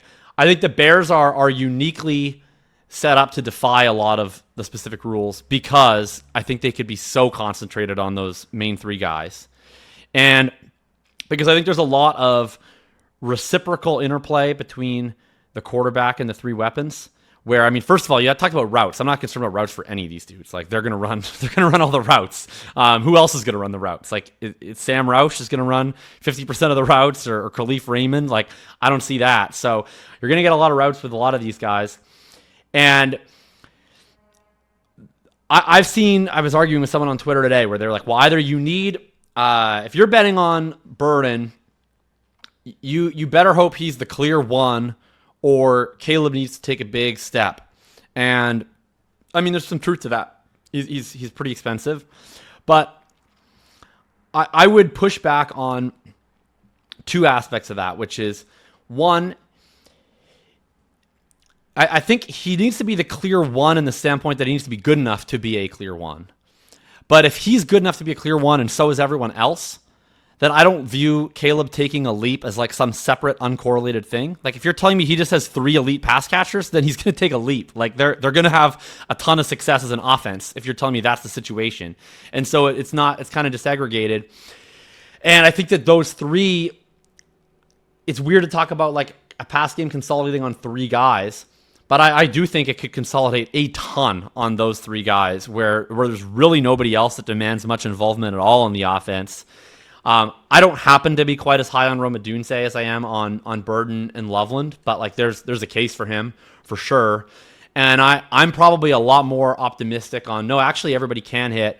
We talked about the Bears yesterday on Ship Chasing both of us were disagreeing a little bit with our buddy Pat. And one of the points that Pat made was, and I think it's a fair one, it's like, the Bears are really expensive. All of these guys on the Bears, you have to draft pick 95 or earlier. My retort to that was, well, one of the reasons why you have to draft a Bear at 95 or earlier is there are no other Bears being drafted. There is no other wide receiver 3 being drafted, period. There's no other tight end being drafted. It's not like one of these teams. Some of these teams have 4 wide receivers going in best ball drafts. Like the Bucs currently. Take a look at the Bucs. Bucs have 4 wide receivers who get drafted in every draft, plus a tight end and 3 running backs. Which, by the way, Xavier Thomas probably should be a late round flyer in some. Yeah, he occasionally gets drafted. He's Okay. like he has like an 80. Like he gets drafted sometimes, but not all the time. And he's like barely in my rankings. I have him towards the bottom. Yeah, so he's going to be a gadget guy. They talked about using him in the backfield a little bit. He's got a ton of speed. I think Ben Johnson's going to find some interesting uses for that speed. He did some good stuff with Jameson Williams, using that speed horizontally on drag routes, catching runs. I think they'll do some of that with Xavier Thomas, but they also talk about him a ton on the return game. He's a limited, round 3 pick coming in, to your point. And Khalif Raymond is the other guy they brought in, who's always been a rotational guy and very efficient player, and Ben Johnson has always really liked, but he's 32. And then they also draft Sam Roush, who's a really interesting tight end prospect, and they have Komet. This is a team that's going to run a lot more of the 2 tight end sets, and it's going to be Burden and Odunze as the receivers. And, Komet or Roush is going to be out there mostly to free up Loveland. And you are going to get that, what you're describing. I mean, like, as you said, this is the way that I saw it too. And when I went through the establish the edge thing, I mean, I couldn't agree more with the things that you're saying, but this is exactly how I saw the offense playing out as I was looking at it. It won't be the only thing they do with the 12 personnel and those things, but they'll do some 13, I think. They'll do a lot of different things. And so Xavier Thomas and Khalif Raymond and Cole Kmet and Sam Roush, those are all guys that are going to play some and do a little bit, but that's the pot that is there to compete with these 3. None of those dudes is going to compete in a way that makes it impossible for the big names. One of the things I mentioned in the projection series was I projected all 3 of the main guys over 100 targets and no one else on the team over 50. Khalif Raymond, 4th on the team at 46. Cole Kmet at 43. Then the running backs at 40 and 31. Xavier Thomas at 25 with 11 rush attempts, like 36 opportunities. That's where the rest of the guys are going to come in, is like 25 to 50 opportunities. And then Burden, Odunze, and Loveland would project to come in for 100+ targets, right? All 3 of them, to your point, could all hit if I'm right on that, if that's the way that the thing, if you're right on that, if this description that we're giving ends up being the way that this fits. But it's a very fun offense when you think about the Ben Johnson elements. The other thing I was going to say, you're talking about the Caleb Williams step forward. I would argue, I love the way that you talked about it flowing from the wide receiver breakouts back to Williams, which it obviously does. If the wide receivers are great, if Burden's making all these after the catch plays, they've been talking about his ball and hand ability all offseason, then yes, Caleb Williams' yards per attempt are going to go up. The other element of it is that Caleb Williams took some clear steps forward in year 2 in his first year under Ben Johnson. And the way that I would argue it is, I think the default is he's going to take a second step forward. He had a 58.1% completion percentage. Part of that is because he dramatically reduced the sacks. He got sacked more than anyone in the league his rookie season. 68 sacks, a 10.8% sack percentage. He got that all the way down to 4.05%, and he only got sacked 24 times, like 1/3 of the times. Like a massive improvement in his sack rate. And that was huge for stuff like his EPA numbers and stuff. But the reason his completion percentage went down, it went hand in hand with it. Obviously, it was important to them to limit the sacks. He was throwing the ball away more. And there's a lot of untargeted pass attempts in Caleb Williams' 2025. Well, that's a step forward for a guy who played in a non-functional offense in 2024 where the head coach and the OC both got fired, and they got him in a more functional offense. They protected him a little bit better. He still held the ball. He still had a really high time to throw. But he got better late in the year. He was great in the postseason. He had that great throw late on a ball where he did hold the ball very long. That chuck up on whatever it was on 4th down to Cole Kmet in their win over, what was it? The win over the Packers in the postseason. Incredible game. He played better as the season went along. I would be surprised if he stagnates at, the 2025 level in 2026. That would be a below average outcome for me in my expectation. If his numbers got worse in his second year with Ben Johnson, to me, that's like a 25th percentile or 10th percentile outcome. That would be a tail outcome where he's he had so much to improve and was learning a whole new offense and playing under center more. He's never played under center since high school. All of that stuff in year 1 with Ben Johnson, year 2 of his NFL career, is why he still had some warts in the profile and had a sub 60% completion percentage. Now you give him another full off season. Like, I'm not saying he's going to be a superstar, the best player in the league, whatever. I mean, he may. He was the former number 1 overall pick and very highly touted player. I still think there's ceiling here. But what I'm saying is, like, just another limited step forward in 2026 is like the base, is the 50th percentile outcome. When you start talking about the 75th percentile outcomes and things, because you said that you were having that one conversation and someone said that Caleb would have to take a step forward for this to happen. I'm just saying, like, I think that's what the market's projecting when they have this team as a top 10 scoring offense and look ahead lines. They are projecting a base outcome of Caleb Williams taking another step forward. Then the 75th percentile outcome, the stuff where it really clicks, that's when it gets nutty. That's when you talk about an MVP candidate. But even the base outcome of a step forward is really exciting for these pass catchers. Absolutely. And I mean, our show is named The Long View. And I mean, does it get more of a long view profile than a guy who people were calling a generational quarterback prospect, we're loving, and we start to see growth from year 1 to year 2? Like, that's exactly the kind of profile we should be, as a base projection, saying gets better and better and better. When we have a guy that's that high pedigree, comes into the NFL really young, has the immediate success that he had last year, like, we should expect him to build on that. And there's a fun compounding effect, I think, with the Bears that I find so attractive, where you have Caleb, who I think we should expect to get better in a vacuum. You have the second year with Ben Johnson, where I think we saw them progress a ton in season and should expect that connection to continue to increase. And then you add the weapons where, like, it's the same guys that were on the team last year, but you're going to see, I think, the better players in Burden and Loveland, A, get better, and B, play way more, and you're going to see Rome come back healthier. And so the weaponry that Caleb plays with, I think, is just going to be substantially more impressive this year. And if all of those things kind of happen at once, then everything just has this chance to reverberate and compound in a kind of an exponential fashion that's really exciting. So I've been like way ahead of market on Loveland as it pertains to the wide receivers. I've been a bit ahead of market on Burden. He is pricey, but I think it's worth it. I haven't drafted a whole lot of Roma Dunse, but I understand why people are playing it that way as well. What are the other offenses with the ambiguous wide receiver stuff that you've written about? You mentioned Denver, right? I haven't gotten to Denver because they only have, I have these parameters, and they really only have 2 guys that are getting drafted. Got it. So they haven't been one on my list, but I'm happy to talk about Denver. The other two that I did was the Cardinals. We talked about a bit off the top of the show, and the Colts, with the 2 wide receivers and Warren. So I'm happy to talk about either of those teams, but I'm happy to talk about Denver too. I like Denver. Well, I mean, any of them that you think is interesting that you would want to share, we probably should pivot away from the ambiguous receivers at a point as well and talk about. We're closing in on 2 hours. This might be a 2-part show on the wide receivers. I don't think we're getting every team today. That's right. We may because I want to talk about some of the teams that are less ambiguous. I want to talk about some of the guys that I like. Some of the haves and have-nots. I would love to talk about Garrett Wilson with you, for example. Yeah, I don't think the Jets. Let's talk about the Jets. Yeah, I don't think the Jets are an exciting offense by any means, but I do think Geno could be a slight improvement. I don't think Frank Reich is great. You, a longtime Colts fan, will have thoughts on Reich for sure. I think he was great in 2018. Yeah, I mean, whole different NFL, but NFL's pretty different. Yeah, it was fun then. My thought with Wilson is this is a guy that can really consolidate the volume. This is a situation where Garrett Wilson got hurt last year, and he got limited to only 200 and something routes. I'm going to pull it up real quick. But before that, I know the number was 595 that he hit in each of his first 3 seasons. I mean, if you come out and you run 600 routes 3 years in a row, that's great. And last year it was 225 because of his injury. But he had 8+ targets in all 6 healthy games last year. His targets per out run strong again. He's been he was at 24%. He's been about there or higher every year of his career so far. Garrett Wilson, like one of the things about him I think we believe is he's not quite elite. The targets per route suggests that he actually is. It's the yards per target that lags, and that's why his yards per route run has stayed down.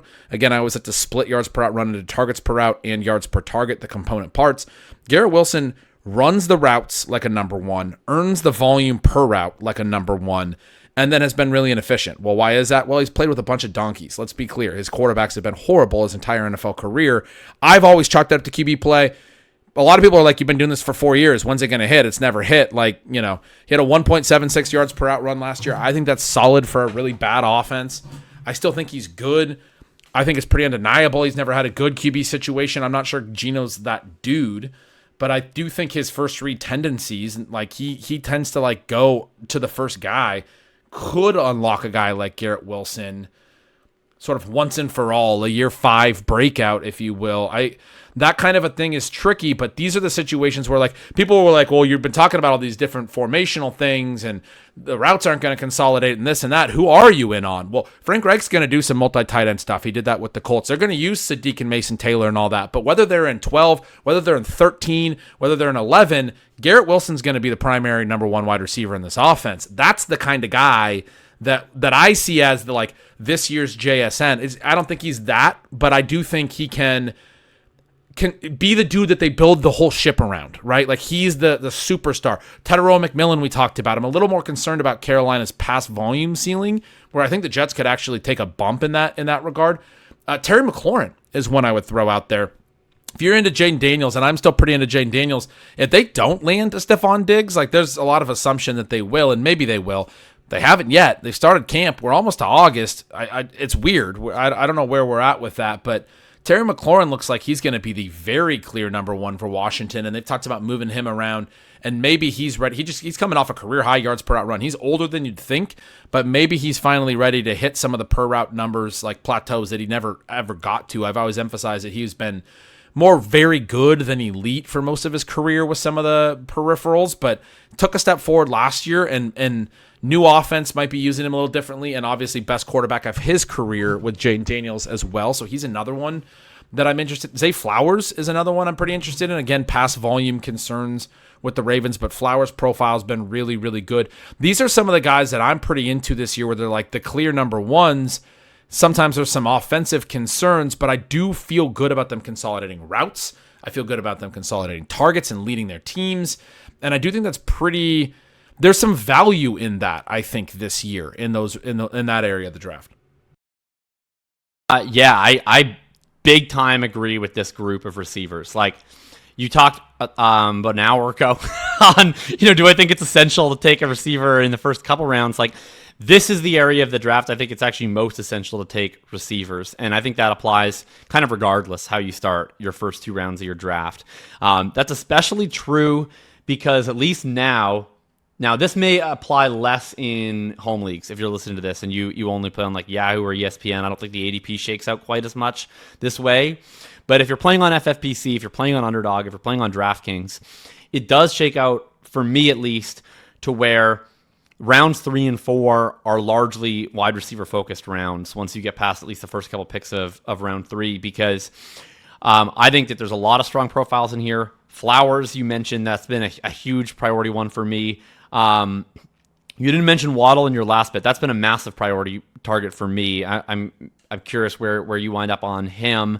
You mentioned Tetairoa, Garrett Wilson. Those are 4 guys that I've been targeting a ton in this range, as well as Burden, who I think is super, super interesting.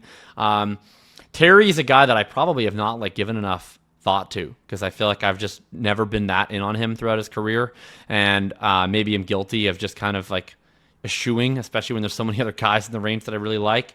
But to me, that's a spot where if you can go 3, 4, 5, and you're thinking about your draft structurally, 2 of these receivers that I think are super exciting wide receiver 1 upside type bets, and then you come back in 5 and you look at the running backs where a lot of the guys we talked about last week, Tootin, Henderson, Judkins, sometimes Swift, often Price, are all available. And now the best wide receivers are like a Carnell Tate, Christian Watson, Brian Thomas, Rome Odunze, like that's a big drop off for me at wide receiver, and less of a drop off at running back from the guys that are going next to these receivers, your Javonte, your Kyron, your ETN.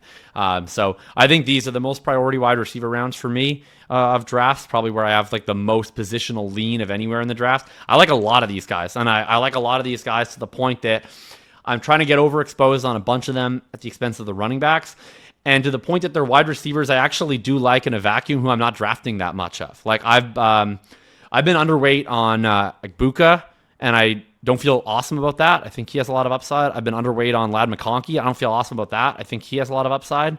But it's really been like it's an area where I think naturally you have to prioritize who you want to take because you only have so many picks. But yeah, it's been Flowers for me, Waddle, Garrett, Tetaroa, Burden, probably the top 5 targets. Higgins as well. I like. It doesn't really fit into the clear number 1 idea as much, but certainly going to have a ton of routes and be in an offense that's a have that's exciting. Yeah, there's some really fun names there. The Waddle one has been tricky for me. Just again, the routes concern, not knowing how much he'll like. I felt like it was a good. Do you fit expect for him to be rotational? Like, do you think it'll be Sutton still that runs the full-time routes, or do you think Waddle will be more rotational? I don't know enough to know. Like, I feel really confident about the names that I gave you a minute ago: Garrett Wilson and Tedero McMillan, Zay Flowers, and I guess I'm not as confident in Jalen Waddle because he plays slightly different role. It was always sort of like an X type receiver. I actually do kind of buy into the role thing there, whereas it's always been kind of a big bodied receiver for Sean McVay and Waddle's a little bit Sean Payton, and Waddle's a little bit smaller. And he's always talked about that size thing. And so like he did it with Sutton. He used to do it with Michael Thomas. He did it with Jimmy Graham way back in the day. It was Marcus Colston with the Saints. It's never been a receiver who looks like Jalen Waddle, who's been the like one guy that he ran for all the routes. But when they've had multiple really good receivers, maybe you could correct me if I'm wrong, but like when they had Brandon Cooks and Michael Thomas, didn't they both run all the routes? Cooks ran a lot. I believe so, yes. Yeah. I think Cooks is a great I feel like a lot of it is that they've often had like one good receiver and like Cooks a bunch of random guys. But like I've been thinking back to like when there was the one season when they had Thomas and Cooks and Snead. I think they all had 1,000 yards. And that was, I think, about as consolidated as their passing game's ever been. I think part of it is they just had the 3 good players. Yep. And I could see, like, I felt like part of the Peyton stuff is like classic Sean Payton rotational, but I think part of it is that they had a lot of guys who kind of suck. Like they gave Troy Franklin like real opportunities, I felt like, to be a full-time player last year, and he just didn't get it done a lot of the time. And, you know, then they tried Pat Bryant a little bit more at the end of the year. I think Mims is like a guy that they like to use, but I don't get the sense that he's super high on the priority list. Like, I think if they love what they get out of Waddle this year and they are really invested in him, and they love what they get out of Sutton, who I have a lot of concerns about, like maybe they do just have 2 guys run 90% of the routes this year. You got to go back to 2016. So it's a deep pull, but Brandon Cooks ran 611 routes for the Saints that year. 627 the year prior in 2015. That was his second season.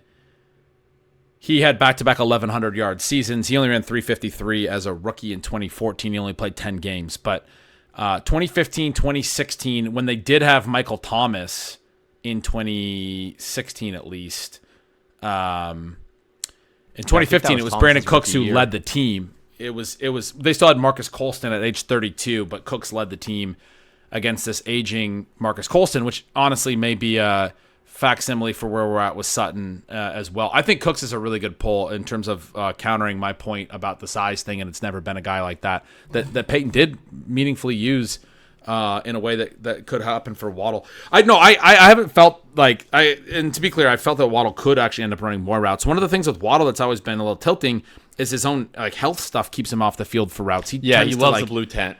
He loves the blue tent. This guy freaking loves the blue tent. I don't know what he's doing in there, but he's just like he spends so much time in the blue tent. And you go back to college. I feel like 5% of stealing bananas is you and Sean talking about how annoyed you get Jalen Waddle being in the blue tent. It's insane. You go back to the Alabama years and his college profile, same deal. It didn't. He was the one guy in that really great group of wide receivers that didn't run a ton of routes, and it was really pretty tilting.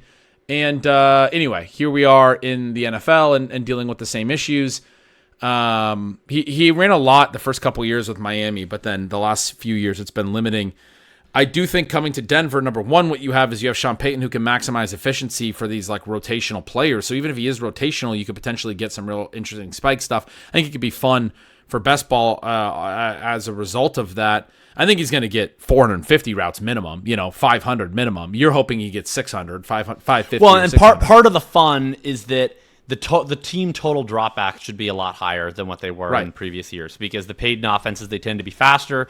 They have higher pass rates. Like Bo Nix, I think, led the NFL in pass attempts last year. They didn't lead to dropbacks, but so like even if he runs like 85% or 82% of the routes for the Broncos, like that might still be equal to what he would have ran if he was running like 95% of the routes in Miami some of the last couple of years. So I think that the total pie gets a lot bigger in exciting ways. Yep. Nix did lead the league in pass attempts, 612. Prescott was second with 600. Stafford, 597. And then Goff way down at 578. There's only two more over 550. So, I mean, being at 612 last year, pass volume was very notable for Denver. They had some erratic games and come from behind stuff, etc. But when you invest in a guy like Waddle, you're trying to take that next step forward. There's been talk of how he could be, I believe it was the new OC, what is it, Davis Webb, who said it could be similar to what Diggs was for Josh Allen, coming over, unlocking a young QB, etc. I really like Nix this year. I think there's some similarities between Diggs and Waddle too, in that Diggs was a guy who was always really efficient per route, really good player, and kind of stuck with Thielen. There was some low pass rate years. He was always very clearly really good, but never had that true superstar breakout season until the second team. I mean, I could see some similarities there with Waddle. I do as well, and I'm pretty out on Sutton, so I like that. I like playing Waddle, and I like playing. I'm really out on Sutton. The only other guy I really like in that pass game is playing Pat Bryant very, very late, because I think he was kind of coming on late, had some injury stuff. Franklin, I feel like, missed his chance. Who are some of the other guys that you were trying to ask me about in that range? Well, I think a lot of the same guys you really like. Waddle was the main guy that I heard you hadn't mentioned. I think Flowers were both really in on. I mean, that's a spot he could consolidate a crazy amount of volume, and he's always been. If you look at his per route stuff, he had 2.57 yards per route run last year. We got people. Have you seen the online discourse of people trying to take away his Week 18 game? They're throwing it out of the sample, even though it was a playoff game for them. You can't count it. God. We didn't have our fantasy finals during that, so you can't put it in the yards per route run. You got to take it Yeah, out. we can't parse things intelligently. We have to. It's a hard cutoff. Week 18 doesn't. Even though it was two teams playing for the AFC North and trying really hard, you can't include that. Anyway, that's obviously just silliness, but. We got that with Jahmyr Gibbs the year prior when they played for the division, the Lions and Vikings, and Gibbs had a 4-touchdown game, and people were like, that was Week 18, didn't help me in fantasy, didn't happen, bro. And I'm like, that's what, guys. He had, and then his next game, their playoff loss was his other second biggest game of the year. I'm like, if you don't want to count Week 18 in the playoffs, that's fine, but those things did happen, and it really mattered, and that's why Jahmyr Gibbs is a superstar. Should draft him. Anyway. Yeah, that's apparently Zay Flowers being a superstar in Week 18 is not important. It's bad. It doesn't count. The Ravens, they haven't counted it either, I'm sure. So that aside, I think he's a guy where, I mean, you want to talk about routes, he's another one where it's team situation. He's been running all the routes really since his first week in the National Football League. But interestingly, his per route profile has gotten way better the last 2 years. And I think it's gone a little bit under the radar just how good he's gotten, because one, he doesn't get any end zone targets, and that's been frustrating. And you hope maybe that changes with the new OC to some extent. I mean, they just got rid of Isaiah Likely, who is a pretty big red zone target for them, being a bigger guy. I don't really know what they replaced him with. And the other big thing is that the total number of routes has gone way down. His first year, I think he ran over 600 routes as a rookie. That was the year that Baltimore had to pass a lot more. Then that came way down each of the last 2 seasons. They were, I think, the lowest number of dropbacks in the league last year, the lowest number of pass attempts in the league last year, in part because Lamar was dealing with injuries and was still dealing with injuries even when he was playing, frankly. And so they went really run heavy last year. Even as Zay was in the middle of what on a per route basis looked like a breakout into superstardom, they have not done much at him beyond him at pass catcher. It's Mark Andrews, who looked kind of washed last year. They decided to extend him. They move on from Likely. Brought in 2 mid-round rookies. Surratt's kind of interesting. Yeah, I like Surratt, but he's round 4 rookie. So I don't know how big of a role he's going to play. Certainly right away. I'm a fan. Everyone calls him Surratt, and I was calling him that first. But I was watching his highlights the other day. I'm pretty sure it's Surratt. Surratt. Rat, like he's a rat. Surratt. Okay, all right. Like well, he's if you're gonna Splinter correct me, from. I'm going to correct you that it's Chris Brazzell, not Brazzell. Is it Brazzell? Did I say Brazzell? Yeah, because his dad played for the Winnipeg Blue Bombers. There you go. I didn't know that one at all. I was like, I hope I'm saying this one right. I'm not even. He played for my boys at Tennessee. So this is the annual thing where it's like we all have to figure out how to say the names. it's always tricky. People are still calling Alvin Kamara, which I called him Kamara that first offseason. Well, you know who I'm definitely still calling Travis Etienne? Etienne. That's Sorry, Etienne. buddy. There's no chance I'm calling him A-Chan. Half the audience is like, we've lost them. They're like, what are you talking about? Travis Etienne claims his name is pronounced A-Chan. He's just trying to be Devon A-Chan. It's absurd. Get out of here. It's ridiculous. It's absolutely ridiculous. Where were we? We were on Flowers. Yeah, I think you were talking about. I was just mentioning Jacoby Lane and Elijah Surratt as right. Like that's what they have. Yeah, Devontae Walker. Have. And they have Bateman. It's like and Walker. It's like it's a lot of like very speculative players or guys who I think are just guys. And yeah, I think if you get a healthy season from Lamar, if you get just kind of the natural regression, because they've on the aggregate, the Ravens have been a run-heavy team in the Lamar era, but they have multiple years over 600 dropbacks where it's happened for them. I don't think that's out of the cards. So, I mean, you opened this whole segment talking about this tier break. I think if anyone could establish themselves who's not already in that top 10 of receivers as being a guy that we think is solidly in that top 10 going into next year's drafts, that's like not a rookie, I would think it's Flowers. I think he's the guy, like if you look at the per route profile, I think he already has a lot of the indicators of being a top 2 round talent if he can add some routes and if he can add some touchdowns. And I think that those are legitimate obstacles, but I think surmountable and especially in the situation are very available. He's been really good with the evasion rate, ball in hand stuff. His targets per route has gone up every year. His yards per target has gone up every year. His yards per out run thus has gone up every year. And as you said, has really exploded. He looks fantastic. If you watch him play, I think it really did go under the radar with the pass attempts last year. I mean, he did that even though Lamar was hurt and the passing game was inefficient. Everyone else's efficiency cratered last year. Isaiah Likely was worse, and Mark Andrews was worse, and Rashad Bateman was worse, but somehow Zay Flowers was better, which is like, I mean, even the more impressive. You mentioned the fewest number of pass attempts, 422 for the Ravens last year. The next lowest team was at 469, a full 47 pass attempts higher. I mean, you're talking about a massive, like, low-end number, outlier type volume for them. And Zay Flowers had a cool 1,200-yard season. I mean, what are we doing, man? This guy's incredibly good at football. I was kind of out on him coming out, actually, back in the day. Couple of years back, I didn't really love the profile. I was wrong. This guy, I've been in on him the last couple of years because he's incredibly good. Very fun pick for sure in that range.